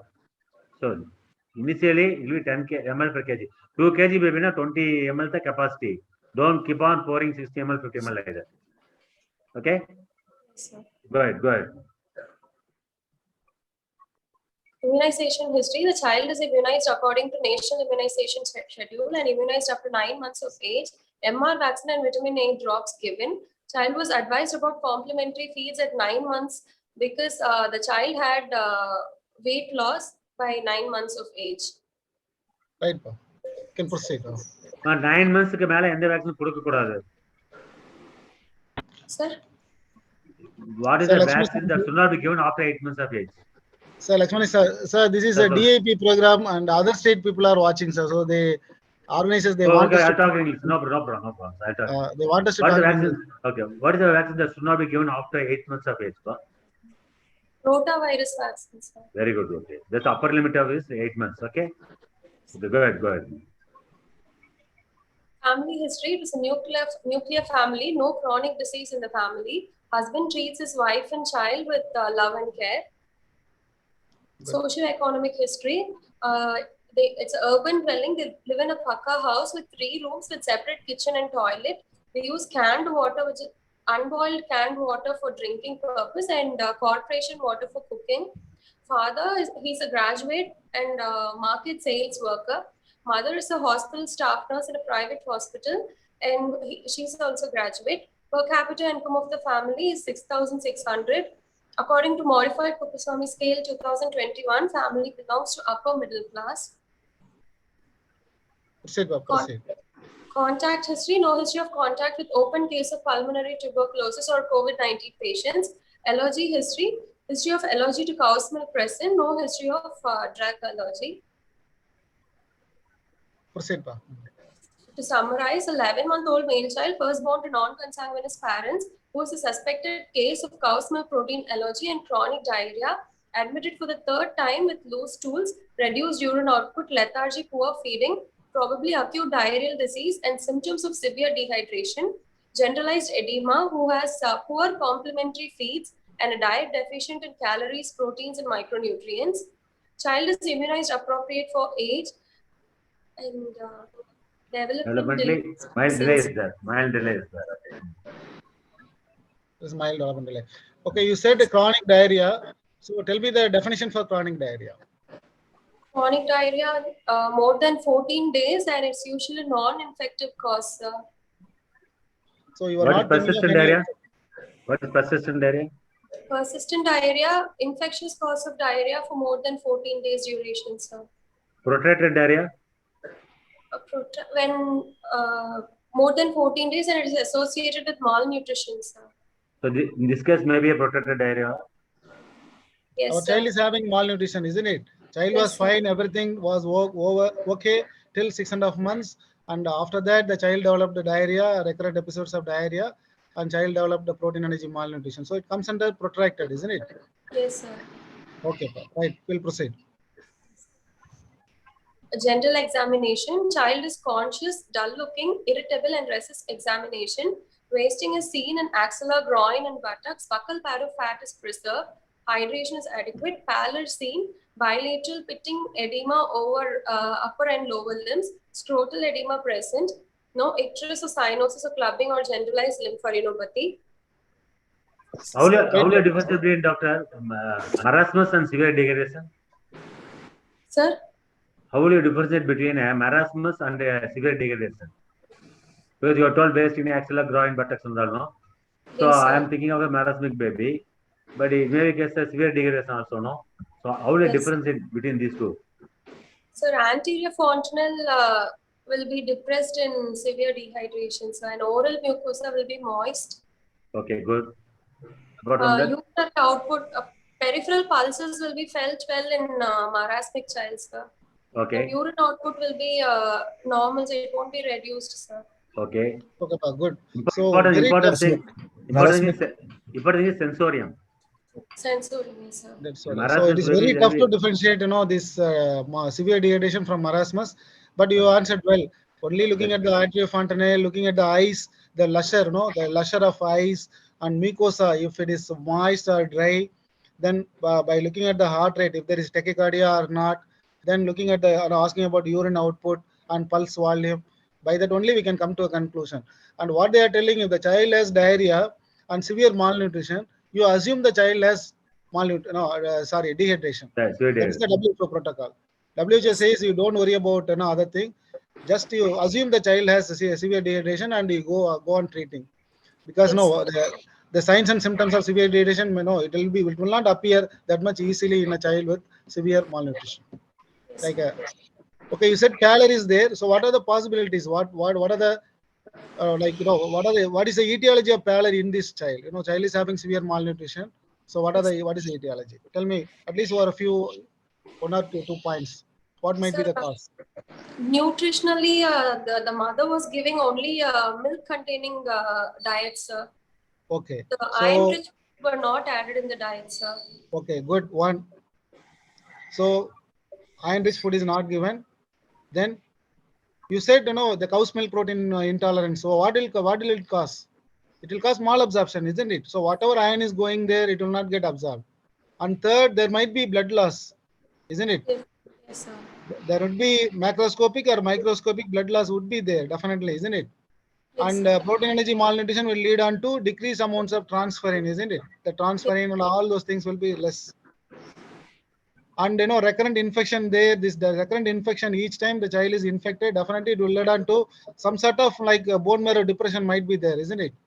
So these are the etiology for anemia, most likely in this case. Yeah, it's a combined problem. And one more thing you told, the child was diagnosed with hypothermia when the child was admitted, isn't it? Wasn't it? Sir. Yes, sir. Oh, tell me now, what might be the possibility? What are the etiology for this hypothermia in this baby?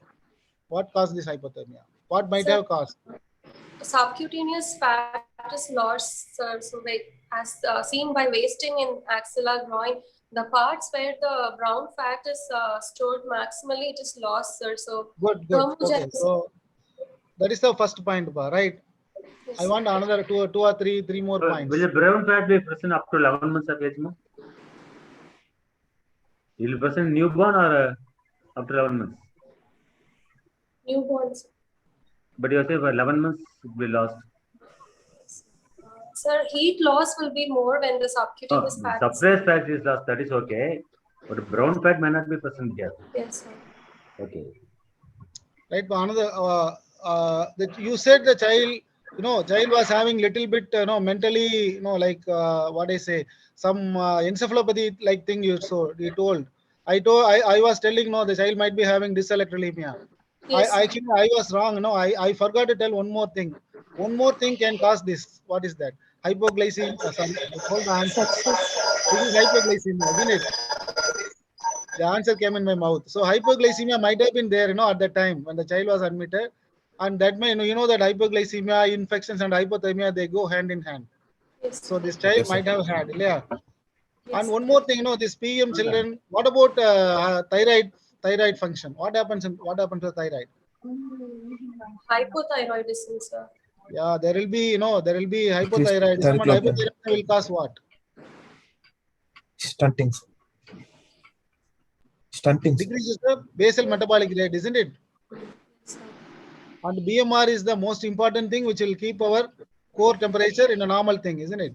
So when BMR goes down, the core temperature will also go down. So the baby is at risk of developing serious hypothermia. So these are the possibility why the child has developed hypothermia, most probably, isn't it? Yes, sir. Okay, pa. So any other question you can proceed, sir. Okay, carry on, ma. So abdominal distension is seen, and bilateral lower limb edema is seen, sir. And scrotal edema, at the same time, the loose folds of skin in the groin is seen, sir. Okay. What is Gowal's theory of adaptation, ma? Sir? What is Gowal's theory of adaptation? Sir, the duration of, if the insult is acute, when there is no time for adaptation, No. What is that adaptation? It's not depending on the duration. Marasmus and fascioconstant. Based on the insulin, in marasmus, insulin will be more, so adaptation will be better. So what this insulin will do? Insulin will cause mobilization of fat, lipogenesis, and it will prevent lipolysis. No. It's not that. It causes lipolysis and increases albumin and beta globin levels into the blood. No, it will mobilize the albumin from the muscles. Sorry for interruption. Please mute your device. I think yourself and Sweda both you are using same nearby device, I think. Okay. One of the device, please mute. Yeah, please proceed. Doctor, presence of insulin will mobilize amino acids from the muscle, causing muscle wasting. So the amino acid pool will be normal in marasmus, so no edema. When this is not present, the amino acid level will be decreased. That will cause edema and cause-hiatus. So disadapted child is called as cause-hiatus. So this mechanism doesn't occur in cause-hiatus.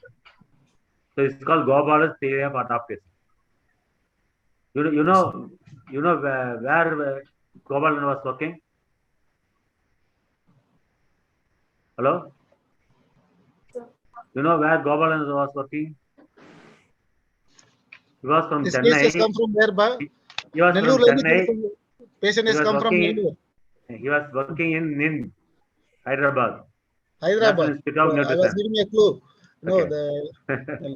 And when he did die, ma? Only very few things happened in India. You know all these things. When he died, 2 years back, at the age of more than 100, he died at Chennai. You should remember these things, doctor. He was the one who has given a lot of findings, Gowal's theory of adaptation. He developed the National Institute of Nutrition in Hyderabad, all those things. Okay? Right. Okay, go ahead, pa. Proceed, pa. Perianal excoriation seen, sir, and pitting pedal edema demonstrated in the next picture, sir. What perianal excoriation indicates, pa? Sir, What does it indicate? Osmotic diarrhea usually, sir. One is osmotic diarrhea due to acidic stools. Then second is? Chronic diarrhea, sir. Very good. Chronic diarrhea per se can cause this.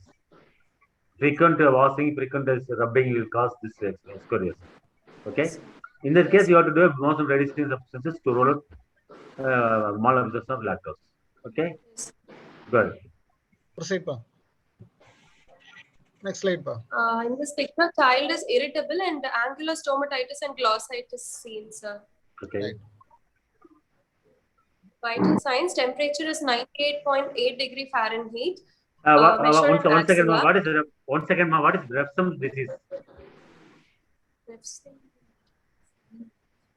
So selenium deficiency, sir. No, that is Keshan disease is selenium deficiency. Refsum is something to do with Titanic long-chain acid. fatty acid. See, that in that condition also has skin lesions and diarrhea. So at this point, no, you should remember. I saw some skin lesions here. You should remember Refsum disease in this case, sir. Not in this case. Generally, if it is such a case, you have to have that in your mind. Yes, sir. Okay, you will have skin lesions plus diarrhea. Okay, go ahead. Proceed, Pa. Heart rate is 120 per minute, felt in all peripheral pulses equally, normal in volume and character, no radial or radiofemoral delay. Respiratory rate 40 per minute, abdominal thoracic type. Pulse volume is 3 plus 2 plus. Capillary refill time less than 3 seconds. Blood pressure is 86/50 millimeters mercury, measured in right upper limb in supine position. Saturation is 98% in room air in all 4 limbs. Proceed, Pa. And anthropometry, the weight for age is less than -3 standard deviation. The child is severely underweight. Length for age is also less than -3 standard deviation. Child has severe stunting. Weight for length is less than 3rd centile. There is severe wasting. Head circumference is normal. Mid-upper arm circumference is less than -3 standard deviation. The child has severe acute malnutrition. Okay, so Doctor, mid-arm circumference, it is important from which age to which age? Sir, from 6 to 60 months, sir. 6 months to 3 months, no? Why it is a constant from 1 to 4 years or 1 to 5 years? Sir, the subcutaneous, the fat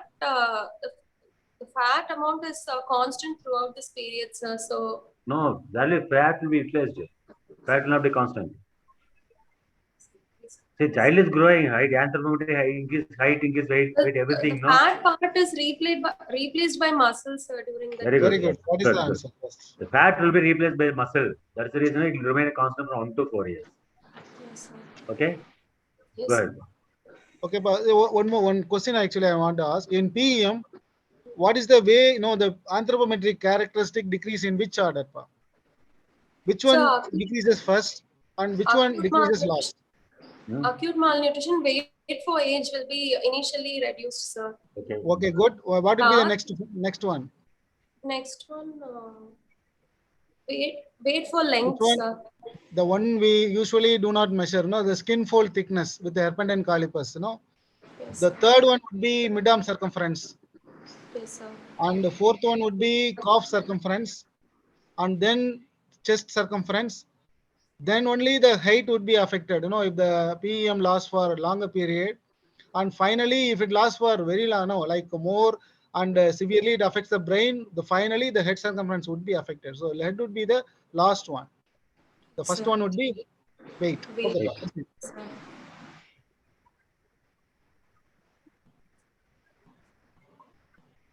Sir, this is the WHO chart showing the anthropometry of the child, sir. Okay, so what is the thing you marked?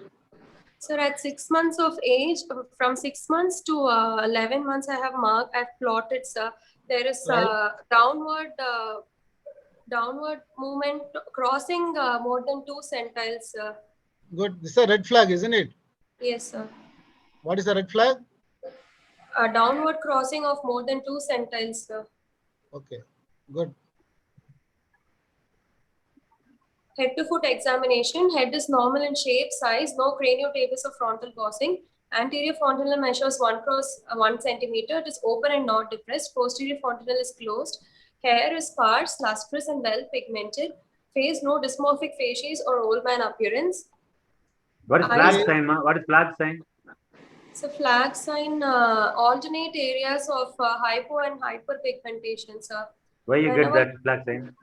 Whenever nutrition is provided better, the hyperpigmented part appears. No, normal pigmentation, not hyperpigmentation. Yes. When nutrition is good, normal pigmentation. No nutrition, hyperpigmentation. Okay, in severe SAM, usually if it allowed to persist for longer period, you may get a hair changes would be there. Tell me the biochemical basis of hair changes. What happened and why the hair appears brittle and non-lustrous and easily pluckable? Why? And this color change also. What is the reason? What is the thing which is deficient? I am asking. Any trace element, ma? Any trace element and amino acids. Okay, I'll give the answer. Copper and copper is actually deficient, and amino acids, they say the sulfur containing amino acids, they are essential for the formation of keratin. So keratin is not synthesized in a proper manner. That's why they are brittle and they are lusterless. And tyrosine, this is the one which is giving color and ultimately the melanin synthesis. So tyrosine deficiency will lead on to that alternate color. When it is available, you get black color. When it is not available, you get that reddish or colorless. That way you get a flax side. Yes. Proceed, Pavel, proceed.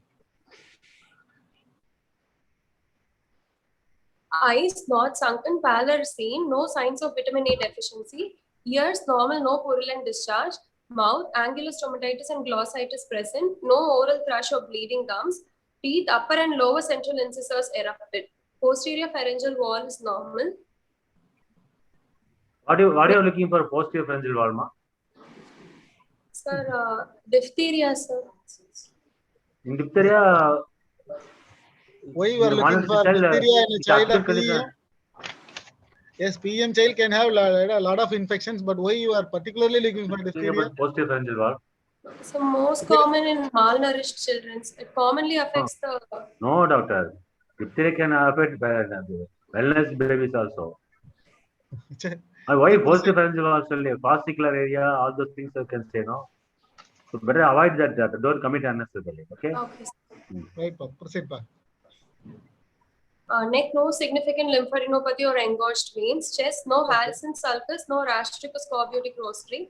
Extremities, edema is. Okay, edema do you, excuse me, do you expect rickets in this child who is having PEM? So no, so growing bones only to be usually affected. Okay, so. What is atrophic rickets, ma? What is atrophic rickets? Any idea? In severe malnutrition, rickets will not manifest. Yes, even though there's vitamin D deficiency. Okay, this is called atrophic rickets. Now, without vitamin D, if you're going to supplement the food, no, they'll develop florid rickets. Okay, sir. So you should have this in your mind, atrophic rickets. Okay, what is how is the difference between rachitic rosary and scorbutic rosary? The angulation of beading, it will be more angulated in which it will be angulated? Scorbutic rosaries. Why? What is the cause for angulation? Okay, what is one more difference? The collagen formation. Vitamin C. No. I'm asking clinical differences. You told like scorbutic has to be angulated. Painful. Okay, Painful. Okay, now you just come to a conclusion. What happens in scorbutic rosary? Why it is angulated? So costochondral region will be affected in rachitic rosary. Okay, I know it is affected. What will happen? I'm asking. There will be fracture due to collagen deficiency. That's why it will be tender and it will be angulated. In ragged rosary, it will be painless, it will be rounded. Okay, go ahead. Extremities, edema seen, pitting in nature, no knuckle hyperpigmentation, BCG scars present. Why knuckle hyperpigmentation? What you thought that?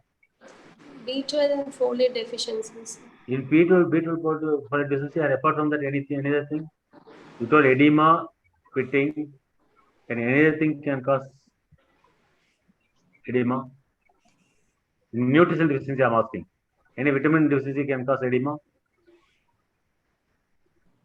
Had a wet beriberi? Okay.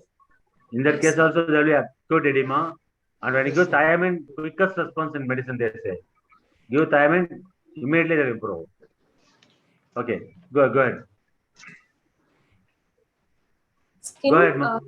Skin looks dry, no dermatosis or impetigo or pyoderma, loose pulse of skin seen over axilla, groin, buttocks, no petechiae or purpura. Genitalia scrotal edema seen, perianal excoriation present. One No second, ma. One second. What are the skin changes in kwashiorkor? Sir, flaky pain dermatosis, sir. Okay. Crazy pain Okay. dermatosis. No, you say all the things, but there are about 10 conditions. Sir, So, sedation. hyperpigmentation can occur, hyperpigmentation can occur. Yes, Okay, sir. pad equal dermatosis or crazy pigment epithelium, Yes, bullous sir. lesions, flexural ulcers. Okay, and there are a lot of conditions which can occur in kwashiorkor. Yes, Okay. sir. Nicely explained, sir. I want to add one more question. Continuity of that. What is the biochemical basis for? One of you, please tell me. Again, a trace biochemical element basis of deficiency. these skin changes? Why Trace these skin element. changes are occurring in PEM? What are the things which are deficient? Tell me a few things. ரொம்ப simple, very simple. You think of something, child is having perianal excoriation, and no, child is having lot of skin changes. What might be deficient? Zinc deficiency. Zinc deficiency, sir. So zinc deficiency, good. And one more thing, the Otherwise, child is there having so pellagra, like niacin also deficiency can cause, and amino acid, essential amino acid tyrosine, when it is deficient, it can cause that florid skin changes. Yes, we can proceed. Pa. Examination of abdomen, inspection. Abdomen is distended uniformly, flanks free, umbilicus in midline, flushed with the skin. All quadrants move equally with respiration. No scars, sinuses dilated, veins or visible peristalsis. External genitalia, scrotal edema is present. Hernial orifices are free. Palpation, abdomen is soft, non-tender. Liver is palpable 2 centimeters below right costal margin. No splenomegaly. Percussion, it is resonant throughout, and liver span is 5 centimeter. Shifting dullness present. Auscultation, bowel sounds heard, no bruit. Other system examination, respiratory system, trachea and midline, normal vesicular breath sounds heard, no added sounds. Cardiovascular system, apical impulse, felt at left fifth intercostal space at mid-clavicular line. First and second heart sounds heard, no muffling or gallop. Hello? Sir? You are able to hear me, doctor? Yes, sir. Go back to abdomen. Sir. See, in this condition, you liver palpable 2 centimeters below right costal margin. Yes, sir. Now I am saying it's visceroptosis. Because of hypotonia, the liver could have come down. So how do you differentiate between that? Hello. What is tidal percussion? When the patient is asked to inspire, sir. Okay. After inspiration, if the upper border of the liver comes down, sir. Okay. It is normal. So it doesn't come down?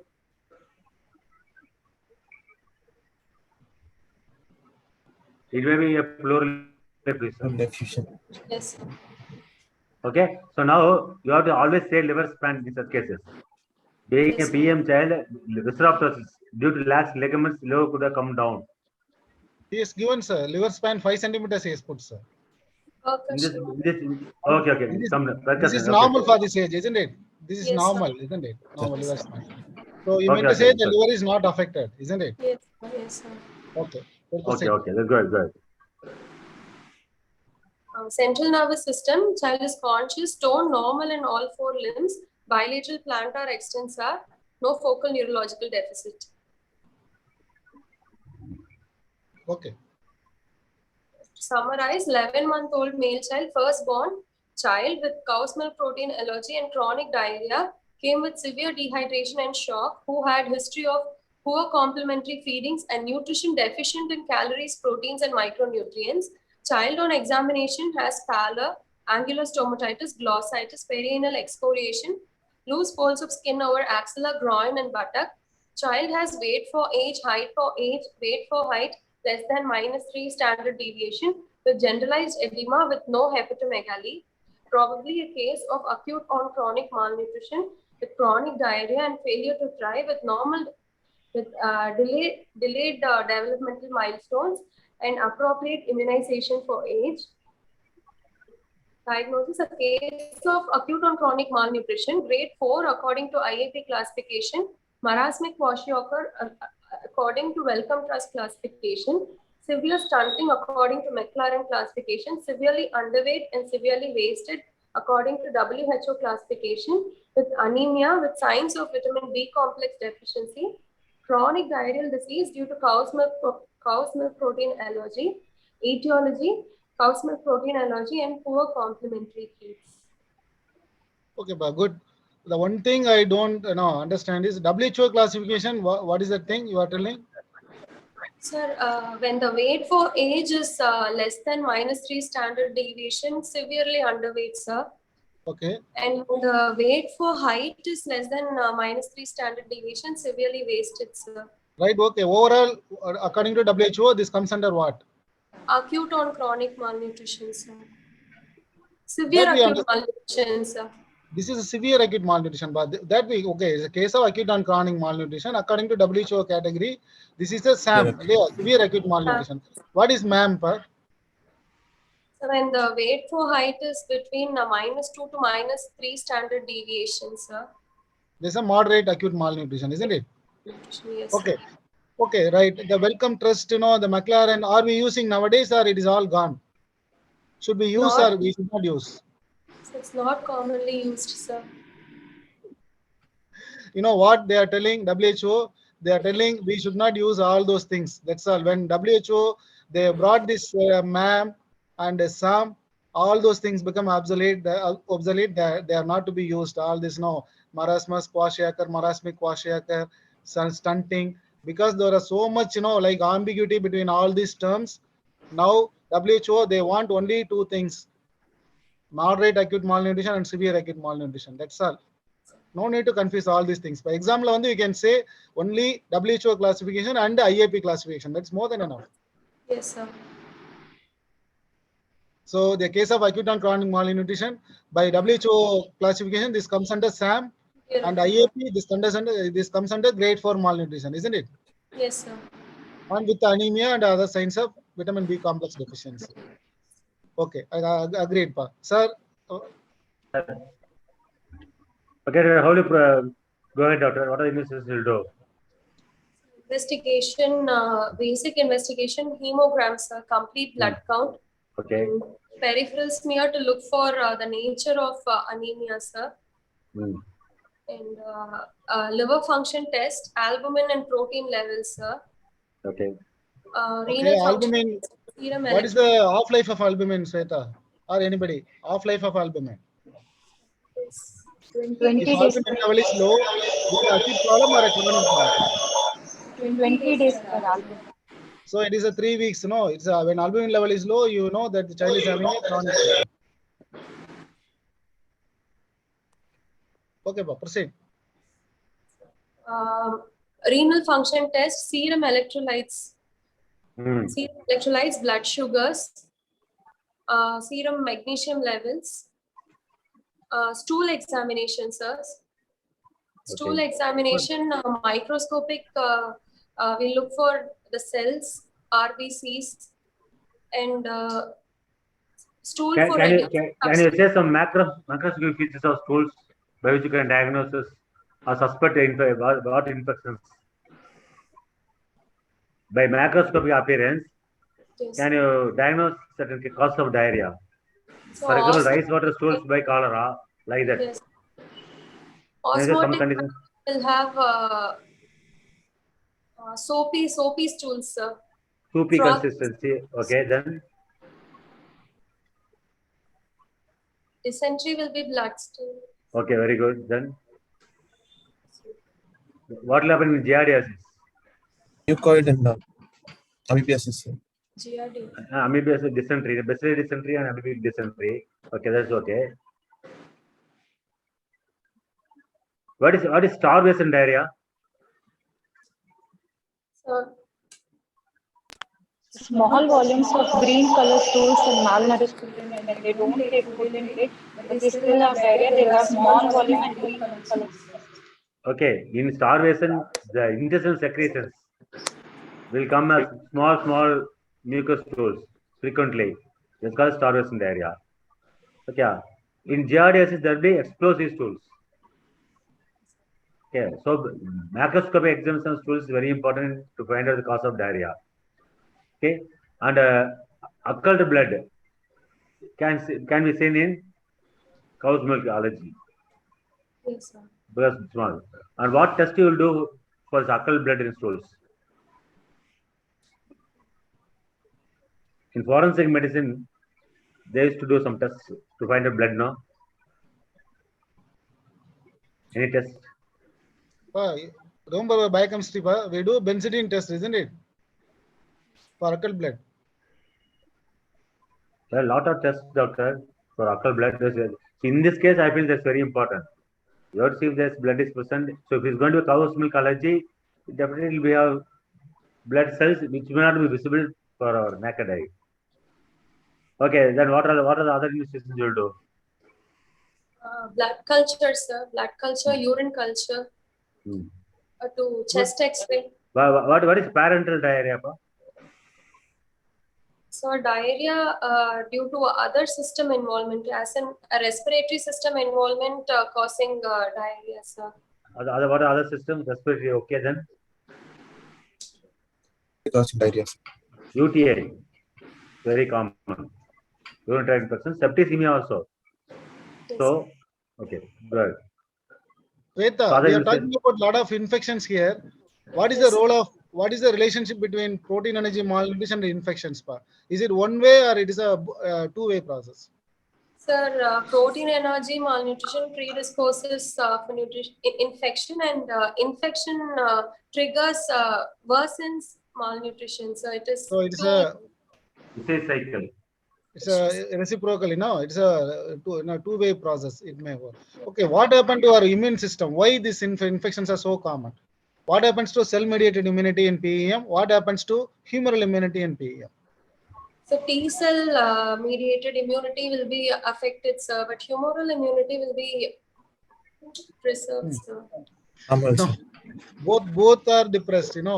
T cell immunity is, the cell mediated immunity is essential for mediating this humoral part also. So whenever you give some antigen and the body has to respond, it may not respond properly because it needs lymphokines for this plasma cell differentiation. So but when you do immunoglobulin profile, the immunoglobulin level may be high, normal or high, but what they say, by qualitatively these immunoglobulins are not that good. They may not like neutralize the all these organisms when they come into contact. So both are depressed, cell-mediated immunity. So when you look at the tonsils and thymus, what would be the size in this child, Shweta, or anybody? All the gland size and thymus and tonsillar size will be reduced, sir. Reduced, actually. So even when you cut a lymph node and you look at the germinal center, what would be looking? It will be divide of all these cells, isn't it? Okay, the holes and everything will be diminished, very much diminished. Okay, good. Proceed, Pa. You have to do motion for reducing substances. Without perianal excoriation. Yes, sir. Okay. What do you expect in this case? Primary lactose intolerance or secondary lactose intolerance? Secondary lactose intolerance, sir. What is primary lactose? What is primary lactose intolerance? What is secondary lactose intolerance? Primary is congenital deficiency of lactase. Primary is congenital. So lifelong you have to use free diet. Okay. Yes, in the secondary lactose intolerance, temporarily the villus will be affected. As the cells regenerate, again they will become normal. So just for 1 week you stop lactose, they'll become all right. So in this case, we expect secondary lactose intolerance, which is more common than primary. Okay. Yes, good. Chest X-ray chest, very good. So pneumonia, you are expecting the child might be having pneumonia or maybe PT. Yeah, tuberculosis also is very common in these children. Okay, talking about tuberculosis, what about MAN2 test in this child? If you do MAN2 test, MAN2 will not be reactive, sir. The T cell, the cell-mediated immunity will be suppressed, so MAN2 will not be reactive, sir. Very good. So not reactive. Any other exception is there? Any other exception? Usually we say more than 10 millimeter would be, we say is infection. Any exception here for severe PEM? Equivocal results also can be taken as positive. Very good, Pa. So 5, even more than 5, we take it as a positive one, you know? Like we treat 5 as a 10. And usually we don't say no. Usually it would be negative. Sir is asking some question. Very important question. So Sir? what you will do? If you are not rely on Manto, what test you will do? Very good, sir. Very good question. What is the BCG test? So BCG reaction, if it is seen, or BCG scars. I'm not able to hear a clear data. BCG test. BCG scar, BCG reaction, is it seen? What reaction? What is accelerated BCG reaction? Accelerated BCG reaction, Pa. If you cannot hear, please.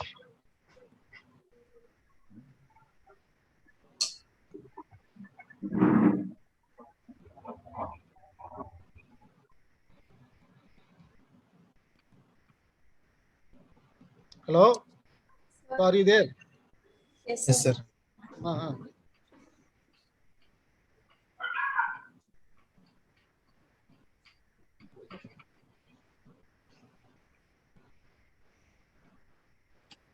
Dr. Shweta? Dr. Shweta? Sir? Yeah, what is accelerated BCG, ma? Instead of Manto fluid, we give a BCG vaccine instead of that. Nowadays, we are not doing that, no? Yes, sir. Yeah.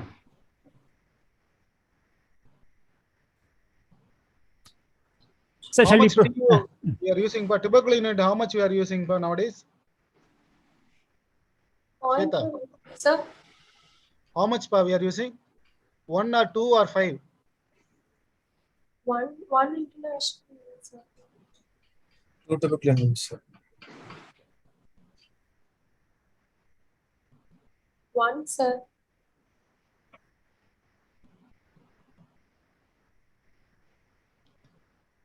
Sir, Lakshmanasamy sir. Sir, irukara. Okay, we'll proceed by time next. We'll go next. Dr. Lakshmanasamy sir, unmute. sir. Okay.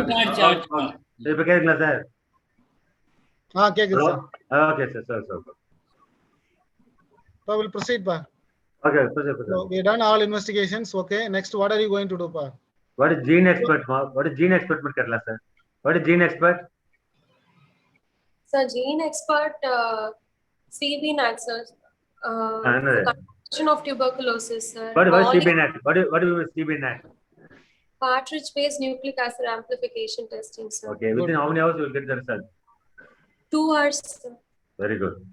So what is RGJ? Resting gastric juice, sir. Okay, why you take resting gastric juice? Early in the morning. They swallow the spoon. They can't expectorate and usually swallow the sputum, sir. So after fasting, if the gastric juice is taken, that would be an ideal sample to detect MTB, sir. Okay, one more advantage is acid in the stomach will kill other bacteria. Okay, so this is acid first, no? So they'll thrive. So you can easily isolate. Yes. Okay, good. Yes, so we'll move on to the management, sir. Okay. Sweta, do you call this case as a complicated SAM or uncomplicated SAM, Sweta? So what do you mean by that? Complicated SAM, sir. Good. This is a complicated SAM. So what do you mean by that? Why do you call it as a complicated SAM? The child has presented with life-threatening complications, sir. Shock. What are they? Infection. Okay, shock, infections. Not only that, the child presented with hypothermia and probable hyperglycemia, isn't it? Yes, dyselectrolemia. And infections, dyselectrolemia. So we call it as a complicated one. So what is uncomplicated SAM, Sweta?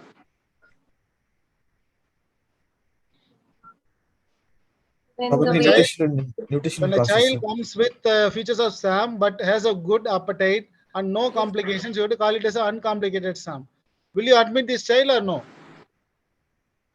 Uncomplicated no SAM. admission needed. No admission needed. So you will send home or any other suggestions, any other thing? So dietary advice and micronutrient supplementation will give, sir. What they say, better we enroll them in NRC, Sweta.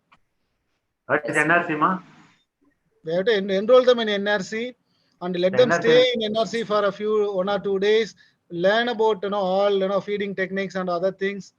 Then only we can discharge them. That's better, because if they go home, yes, they may not because whatever time we spent is very minimal time. They may not get the information, and they will not give adequate feeding. Okay, so yes, you admitted this child. Next, how are you going to proceed now? We know the 10 steps. So what are the most important thing you will be doing in the first few hours, the 3 hours? Sir, correction of hypoglycemia, hypothermia, and infections, sir. So the HHI, they actually go Hypoglycemia together. Okay, so you done blood sugar level. The blood sugar level is 50. Okay, otherwise child is fine. Child is looking at you, smiling. Everything is doing fine. How are you going to manage this now? Sir, we should see the level of consciousness, sir. If the child is responsive through OG tube, we can give 50 ml of Very good, boss. So a child who is responsive, conscious, child is able to take oral feeds, or child, like responding well, you can put a OG tube and you can give 50 ml of 10% dextrose you will be giving. Good. But if the child is convulsing or child is very sick and child is not responding to commands, verbal command, how are you going to manage? Blood sugar is 50, I told. 5 ml of intravenous 10% dextrose, followed by maintenance. How much? 5 ml per kg of 10% dextrose. So 5 ml per kg of 10% dextrose. And what WHO manual says, you have to give additionally 50 ml of that 10% dextrose through NG tube also. And you will be giving the minimum 4 to 5 milligram per kg per minute of dextrose for a few hours. And by this time you would have started the feed, isn't it? If the child is by the responsive, no convulsions, and child has come out, we'll be giving feeds. Then no need to give IV fluids. They say we can stop the IV fluids. Why we are afraid of giving IV fluids? Volume overload, sir. So you don't want to overload the child. What will happen to the heart in severe PEM? How is the heart? Will the heart be affected in PEM? So microcardia. Yes, sir. Yes, heart is definitely affected. Contractility will be the muscle fibers are all gone. Everything. It is broken down for this. This gluconeogenesis. So heart muscle. It undergoes like a dilated cardiomyopathy-like condition. So you are afraid of inducing a fatal pulmonary edema, acute congestive cardiac failure. So you are afraid of giving IV fluid. That's why they say in a well child give OGD or orogastric tube fluids.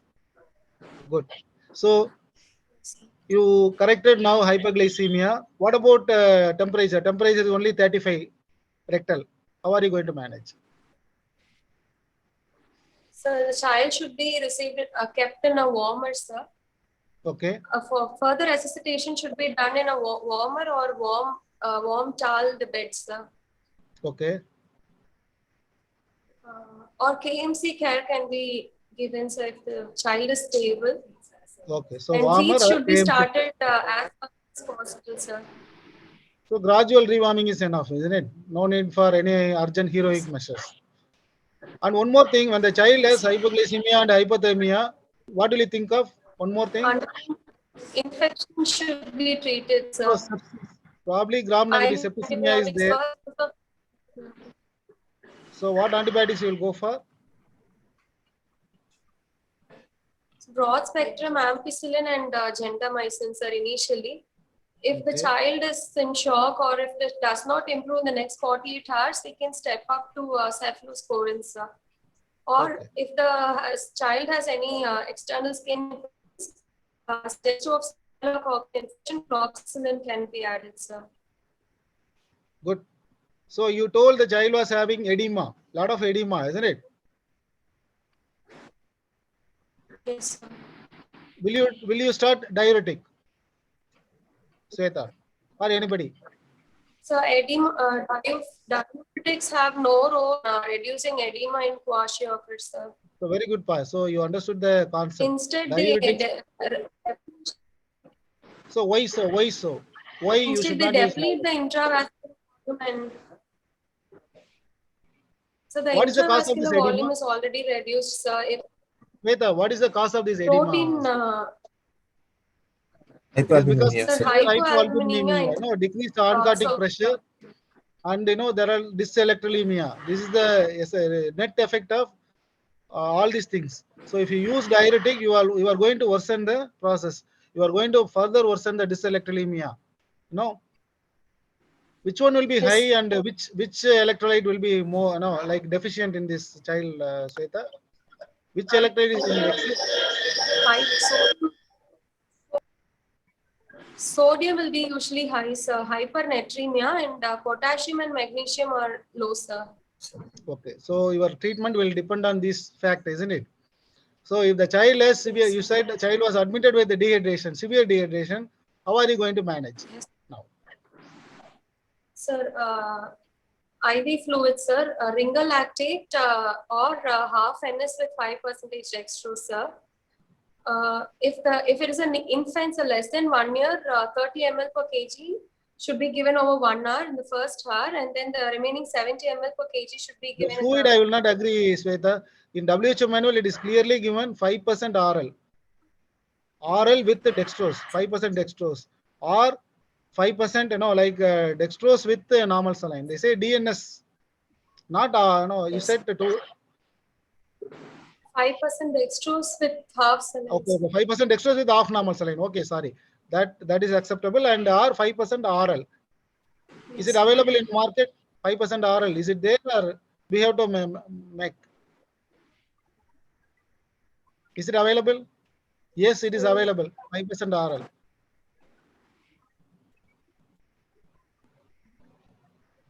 %5 dextrose with oral is available in the market, Sweta. We can get it. Okay, sir. Right. Okay, if the child has only mild to moderate dehydration, how are you going to manage? Since the child is having diarrhea, I'm asking this. 75 ml per. Yes. The fluid is 75 ml of 100 ml per kg, sir. I'm not. The signal is not good. Hello. Sir, severe dehydration, it is 100 ml. Okay, 100 ml per kg. How many hours you will be giving? How many hours you will be giving? So for infants, 6 hours, and for more than 1 year children, it is 3 hours, sir. No. That one is for normal children. For PEM children, we will not go to that shortened 3 hours duration. It is 6 hours for all 3 to PEM 5. children. 6 hours for all children. Better, because already you know that you told the child is having a dilated cardiomyopathy like condition, and intravascular volume is low, and child is having lot of fluid. So anytime the child may it may tip towards a fatal pulmonary edema.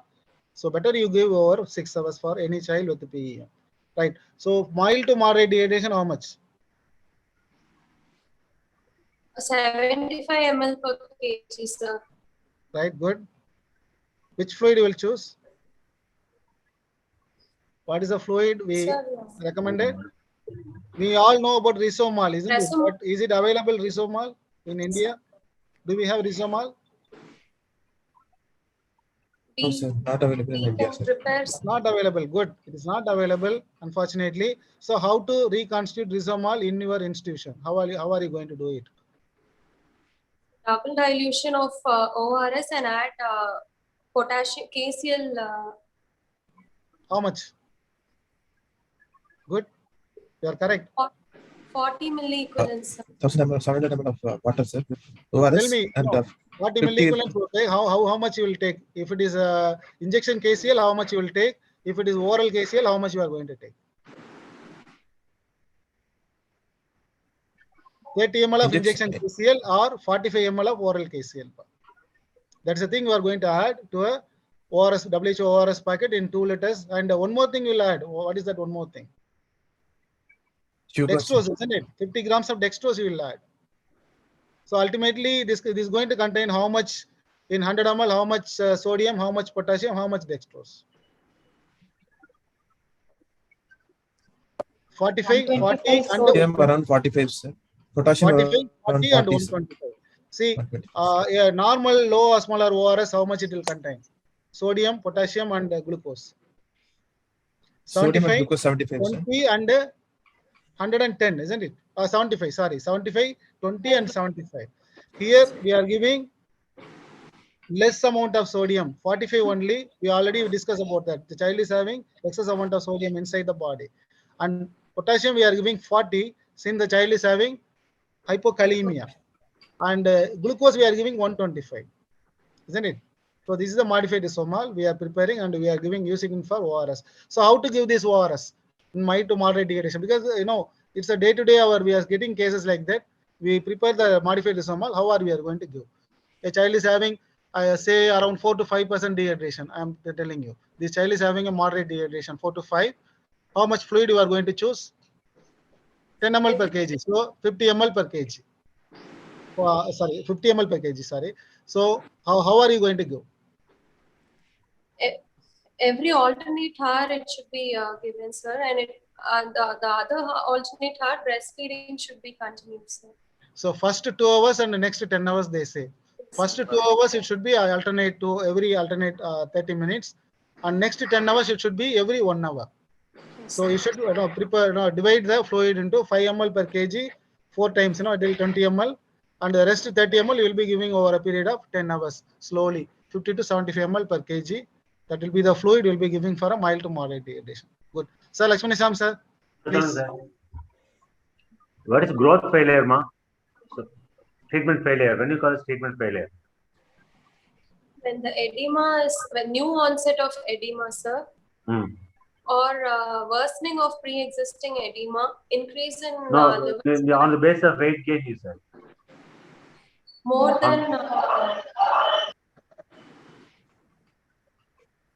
than 10 grams per kg per day weight gain, sir.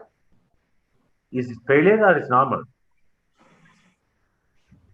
More than 10 is normal, sir.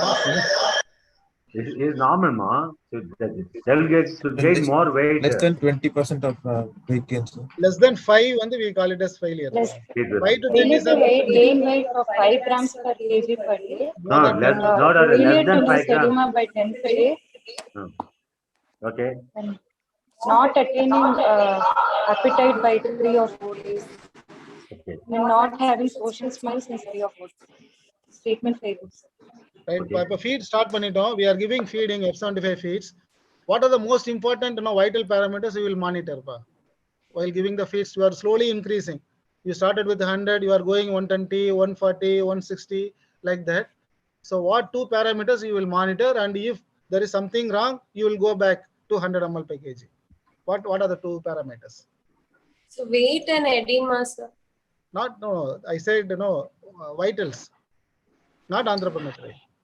The heart rate and the respiratory rate you have to monitor. If there is a increase in 5 respiratory rate and 25 heart rate over a period of 4 hours, you have to stop the feeds and go back to 100 ml per kg. Why? What does it indicate? It indicates the child is going to develop acute pulmonary edema. The child is overloaded with now fluid. You have to stop the fluid. I have to go back to 100 ml per kg. Again, slowly you have to increase. Again, 10 ml per kg. You give some time for the child to adapt. Sir, the disadaptation, all this hormonal, electrolyte and water, everything needs some time for adaptation. So that's why you have to monitor. You have to tell the nurse that she has to monitor these vitals very carefully while gradually we are increasing the feeds, especially during the first week. Yes, sir. But what is the commonest electrolyte imbalance in diarrhea? Hypokalemia, sir. Very good. And how you should not give this? When you ask your household to give potassium, how it should not be given? Should not be given directly, sir. Should be mixed with some fruit juice and given, sir. No, not orally. I'm asking parentally. Parental administration. So Never give it. It should not more than 2 to 3 milliequivalents should be given. Never with give it peripheral direct IV. Never give it direct IV. Okay, So always, then how will you go? How will you go? Can increase the milliequivalents in the maintenance fluids to 40 to 60 For how much amount of fluid, how much you will add? 40 to 60 milliequivalents. For how much ml? For 100 ml of fluid. Yes, for every 100 ml, we add only that much. Suppose you have given more potassium, what will do? Accidentally, they have given more potassium. Calcium How will it treat? Calcium will get, how it will act? It will stabilize the cell Body membrane so that membrane the potassium will not. So it will prevent arrhythmias. Stabilize the membrane. What else you can do?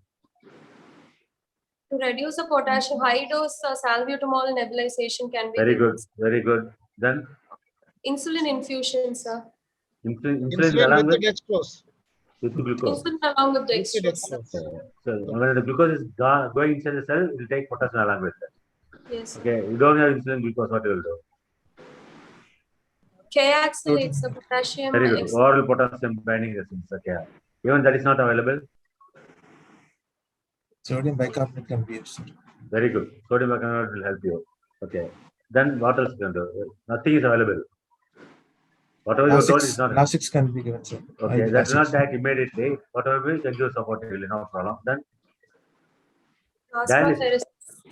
Dialysis, not plasma. Final thing is dialysis. Okay. What is the ECG finding in hyperkalemia? Tall T waves, sir. Hyperkalemia? Flat T waves, U waves will be. Yes, flat T waves and U waves. So, you should be very careful dealing with potassium in case of diarrhea. Okay? Right. Yes, sir. We are giving F75 feeds. No, after how many days or weeks you will change over to F100 feeds? What are the indicators, clinical indicator that will tell you that this baby is now ready for F100? Usually by 7 days, the appetite usually improves. 7 days, but there some indicators would be there in the baby. What indicators? Something would be there. Social smile. Very good. So the return of appetite, the child becomes interested in the surrounding. Return of appetite is a very important one. The second one is disappearance of almost all edema. You know, we should go by 10th day, no, 10th day. Otherwise, we call it as a failure, isn't it? So Yes. by 7 to 10 days, the edema will almost go. So now you know that the child is ready for F100. By the way, the F75, how much calories we know? 75. How much protein does it contain? 100 ml. 1 gram of protein, sir. Very good. 1.1. Okay. F100, how much protein? 2.9 grams per 100 ml. So 2.9. Okay. One more thing. What is the osmolality of F75 and F100? This is very important. You know. Hypo is F75. How much? F75, how much osmolality? It is almost like 290 to 300. I'm not sure. Please check. But F100, I know. F100, how much osmolality? It is in 400s. Okay. It is already SARS said, you know, it is a hypertonic, you know. Yes. It is in 400s. Right, sir. Have you heard of 3-plank protein bridge? Hello? Sir, I can't hear you, sir. 3-plank protein bridge. 3-plank. 3-plank. Yes. What are 3 planks? Continue from neonatal age to 5 years, we have to continue breastfeed with animal protein up to 5 years. plant Up to 5 years breast milk. Sorry, like in the weaning stage, up to 2 years breastfeed can be during complementary feeding. What are things you during have to continue breastfeed and give animal protein and plant protein. Very good. So these are 3 planks. Breastfeeding continue to be continued. Animal protein, plant protein. If anything is deficient, they will fall into the pit of malnutrition. Okay. Now, during treatment, what are the complications that can occur? You are treating a child with PEM. What are the complications you expect? Protein overload. What is nutritional recovery syndrome?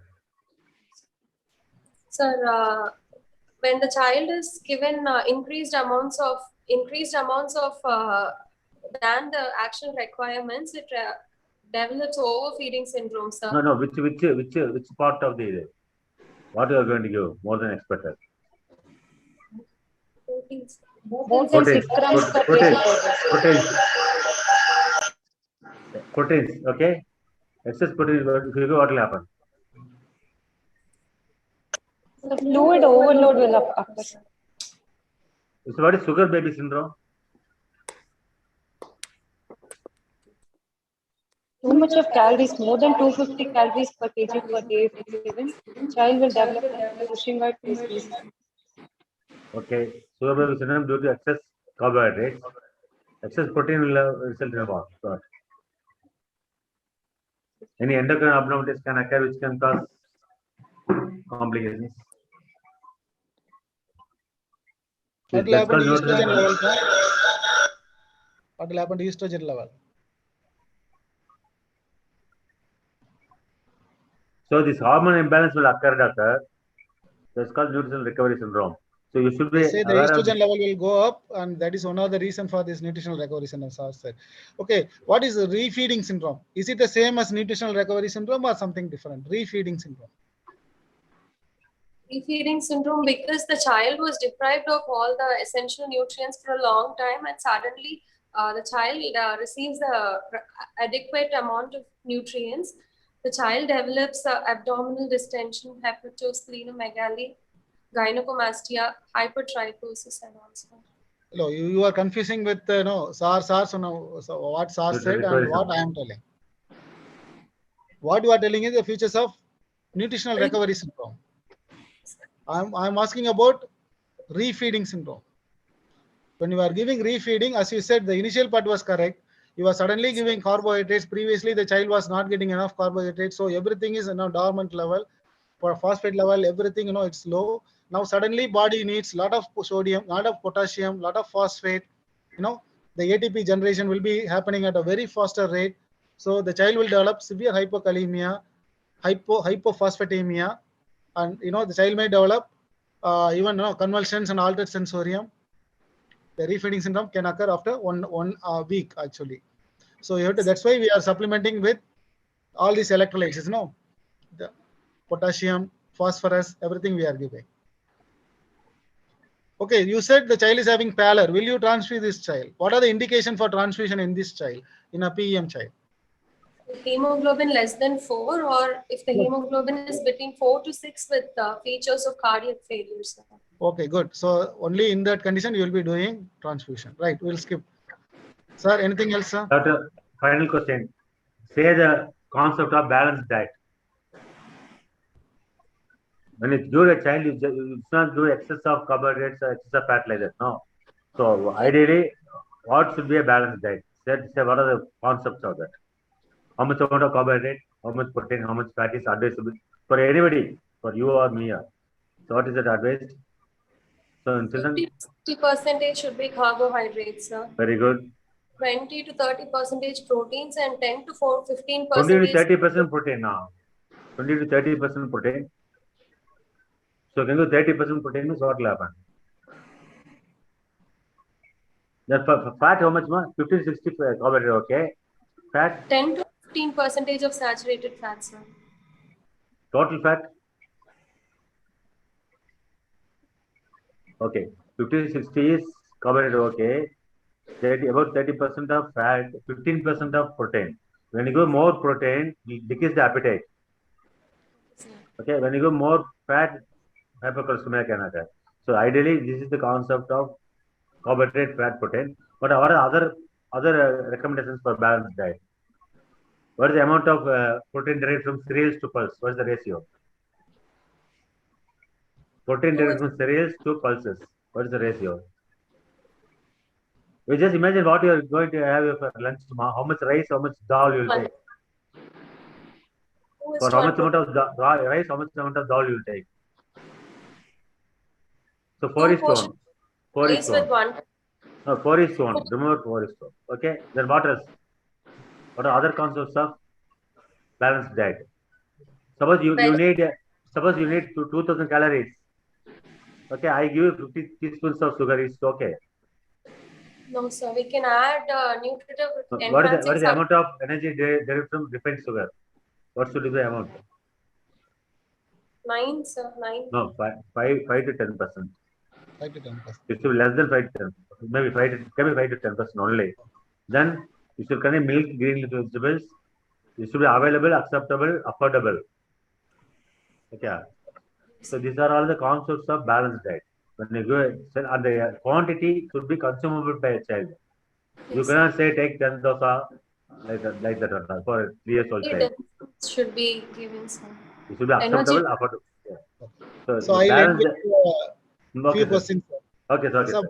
regarding mortality audit of a PEM child, a SAM child, if the child dies within 72 hours, what are the things you will think of? What would have happened? The child died within less than 72 hours. Another child died after 72 hours. What might have happened? Less than 72 hours, what are the possibilities? Top 3. More than 72 hours, what are the possibilities? Less than 72 hours, dysalactolemia, hypoglycemia, causing seizures. Hypothermia and sepsis. Okay, more than 72 hours, good. Sepsis again, sir. Cardiac failure. It's what they say, the refeeding. Already you say, that, we are giving too much fluid too fast, so heart failure and nosocomial infections are very common. We all know that they are, immunodepressed, and the refeeding syndrome can cause death.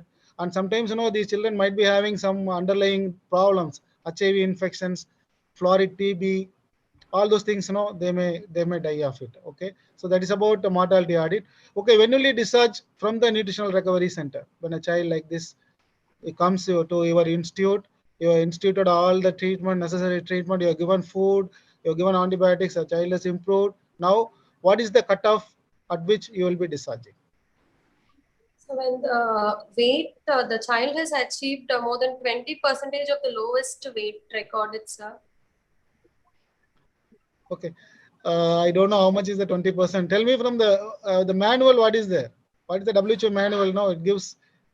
Is that score? 5 grams per kg per day for 3 consecutive days with. No, that is about all. No, like follow up and other things. When will you discharge? They say when there is no edema for at least 2 weeks and Z score has crossed 2. Yes, sir. Or the mid-arm circumference is more than 12.5, then only we can discharge from nutritional recovery center. Yes, sir. Right? Yes, sir. Anything, sir? Yeah, I think there's a time up. We can wind up. Okay. And Dr. Senthil Kumar sir, can you summarize and you can. So I thank the moderators for their very enthusiastic participation. As you bombarded our postgraduates with a lot of questions, sir. Thank you, sir. This will make them read much deeper in the nutrition as well as the dietetic. Sir. So for PGs, the one thing that differentiates a pediatrician from any other doctor or any other specialty is our growth and development, nutrition, immunization, and our national policies. So you have to have an in-depth knowledge of all the national policies, national programs regarding for the mother as well as the baby, and you have an in-depth knowledge of the nutrition as well as development, growth and development. You have to strong in this. So, Madam Professor, Madam any other remarks, Madam? I enjoyed the session very much. Lakshmana Sami is my co-PG and Rajkumar my student, and both of them really, as you said, bombarded them. And it was very interesting because with so many points we also learned in the bargain. And I was thinking that they are adequately prepared, but I think they also have to read up a little more. But you didn't discourage them at any point. You were encouraging them and motivating them to trying to get the answers out of them. So thank you for that. And I think nutrition is whether you are a DCH or DNB or MD or even later, you need to be thorough with all the questions that they have asked you. So thank you for a very, very interesting session. Thank you, sir. I like to congratulate all the PGs, madam, and especially Sweta. I feel they're having a very good capacity to get university first. Yes. Read well. I like your approach. Very nice. Keep it up. Definitely. Okay. I thank the IAP for giving this opportunity. I thank Rama madam. She was my teacher, and all these things. Postgraduate. What I want to say, we were taught by giants like ma'am and other people in ICH, and we were given especially about nutrition and growth and development, as Dr. Senthil said. There's a pillars of pediatrics, we call it. Medicine and pediatrics are almost equal, 100%, except the growth and development, immunization and nutrition. No, these are the things which actually differentiate medicine and pediatrics. You have to concentrate. We all know. You people really answered well. You need extra bit, because in over a period of 20 years we accumulated some knowledge from our practice that we actually today we exhibited. So don't get discouraged. You really answered well, beyond my expectation. You answered good. Keep it up. Read further, as you said. This growth and development and pediatric nutrition is the bread and butter of our life. Now, outside practice, we'll be seeing cases which need our nutritional advice. So not only for our practice, for the betterment of our community, we have to have a sound knowledge in nutrition. So I thank the organizers for giving this opportunity, and everybody, and my Lakshmanasamy sir, Rajendran sir, everybody. Thank you. I give a big thanks. I also like to thank the IIT and all the... That's Srinivasan sir. Yeah, it's a very in-depth discussion on about the spectrum of problems. And of course, Sir, voice is not clear, sir. So not able to hear you. Am I clear? Yeah. Now you're clear. The moderator, no. Malnutrition. Can you hear me now? Yes, sir. Now you are here. So, but two important things, of course, you have left up. You have mentioned, of course, in a different manner, but they are always asked in the examination, what are the precipitating factors of malnutrition, which, of course, you have mentioned this thing. What prognostic factors do you identify in this? So, for want of time, we missed it, sir. And what is the relapse state of malnutrition after treatment and nutritional recovery syndrome? These are four important areas which they must know. And of course, all the other things you have explained in very great, great depth and detail. And I'm sure if those who are listening to this, both students as well as people like me, okay, we are enriched with discussions, and they have covered all the facets. I congratulate the student also who faced all the questions with calm and this thing answered, try to answer as much as possible, and we enjoyed the session. Of course, I was traveling in the first this thing. Last, of course, half an hour. Of course, I was listening in the car, but of course, it was very entertaining and also very illuminating. And of course, I thank both of you and also the moderator, chairperson of today. And it's a very important area. And of course, still we have severe acute malnutrition as an important problem. And definitely it will be kept in the examination and also for DNB students. Thank you so much. Thank you, sir. On behalf of IAP TNSC, I thank today's chairperson, Dr. Sandil, and moderators, Dr. Lakshmanasamy, Dr. Rajkumar, and I thank all the postgraduates, and I thank our today's judges, Dr. Ramachandra Mohan and Dr. Srinivasan sir, and so I thank Annamalai sir also here. On behalf of IAP TNSC, I thank one and all for this wonderful opportunity. I think we'll meet next week. Thank you. Thank you very much. Thank you, sir. Yes, thank you, sir. Thank you. Thank you, Dr. Lakshman. Thank you, Rama. Thank you, Rama. Thank you, sir. That's good. Thank you, students. Thank you. Thank you so much. Thank you. All the students Thank do well. Very nice. Thank you, sir. Thank you, sir. Good night, all of you. You all did well. So be proud of you, sir. Thank you, sir. My examiner, this is sir. Bye. Good night. Bye, sir. Bye, bye, sir. Bye. Good night. Good night, sir. Good night. Jairam, sir. Good night, sir. Good night, sir. Good night, sir. Good morning. Dr. Lakshmanasamy, good evening. Good evening, sir. Good evening, sir. How are you, sir? Nice. Fine. Nice session both of you have taken. Thank you, sir. Thank you, sir. Thank you. I also Dr. like to appreciate the Rajkumar, PG, sir. They were also good. Especially Sweta. I feel she very did good. well. She answered almost all the questions. She answered very nice.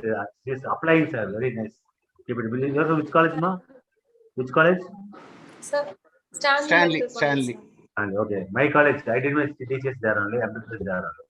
Okay, keep it up. Okay. All the best, ma. Okay, Good all luck. the best, sir. Your name, my regards to Ganesan. Okay, HOD, no? Okay. Okay, sir. Bye, sir. Bye. Okay, sir. Good night. Good night.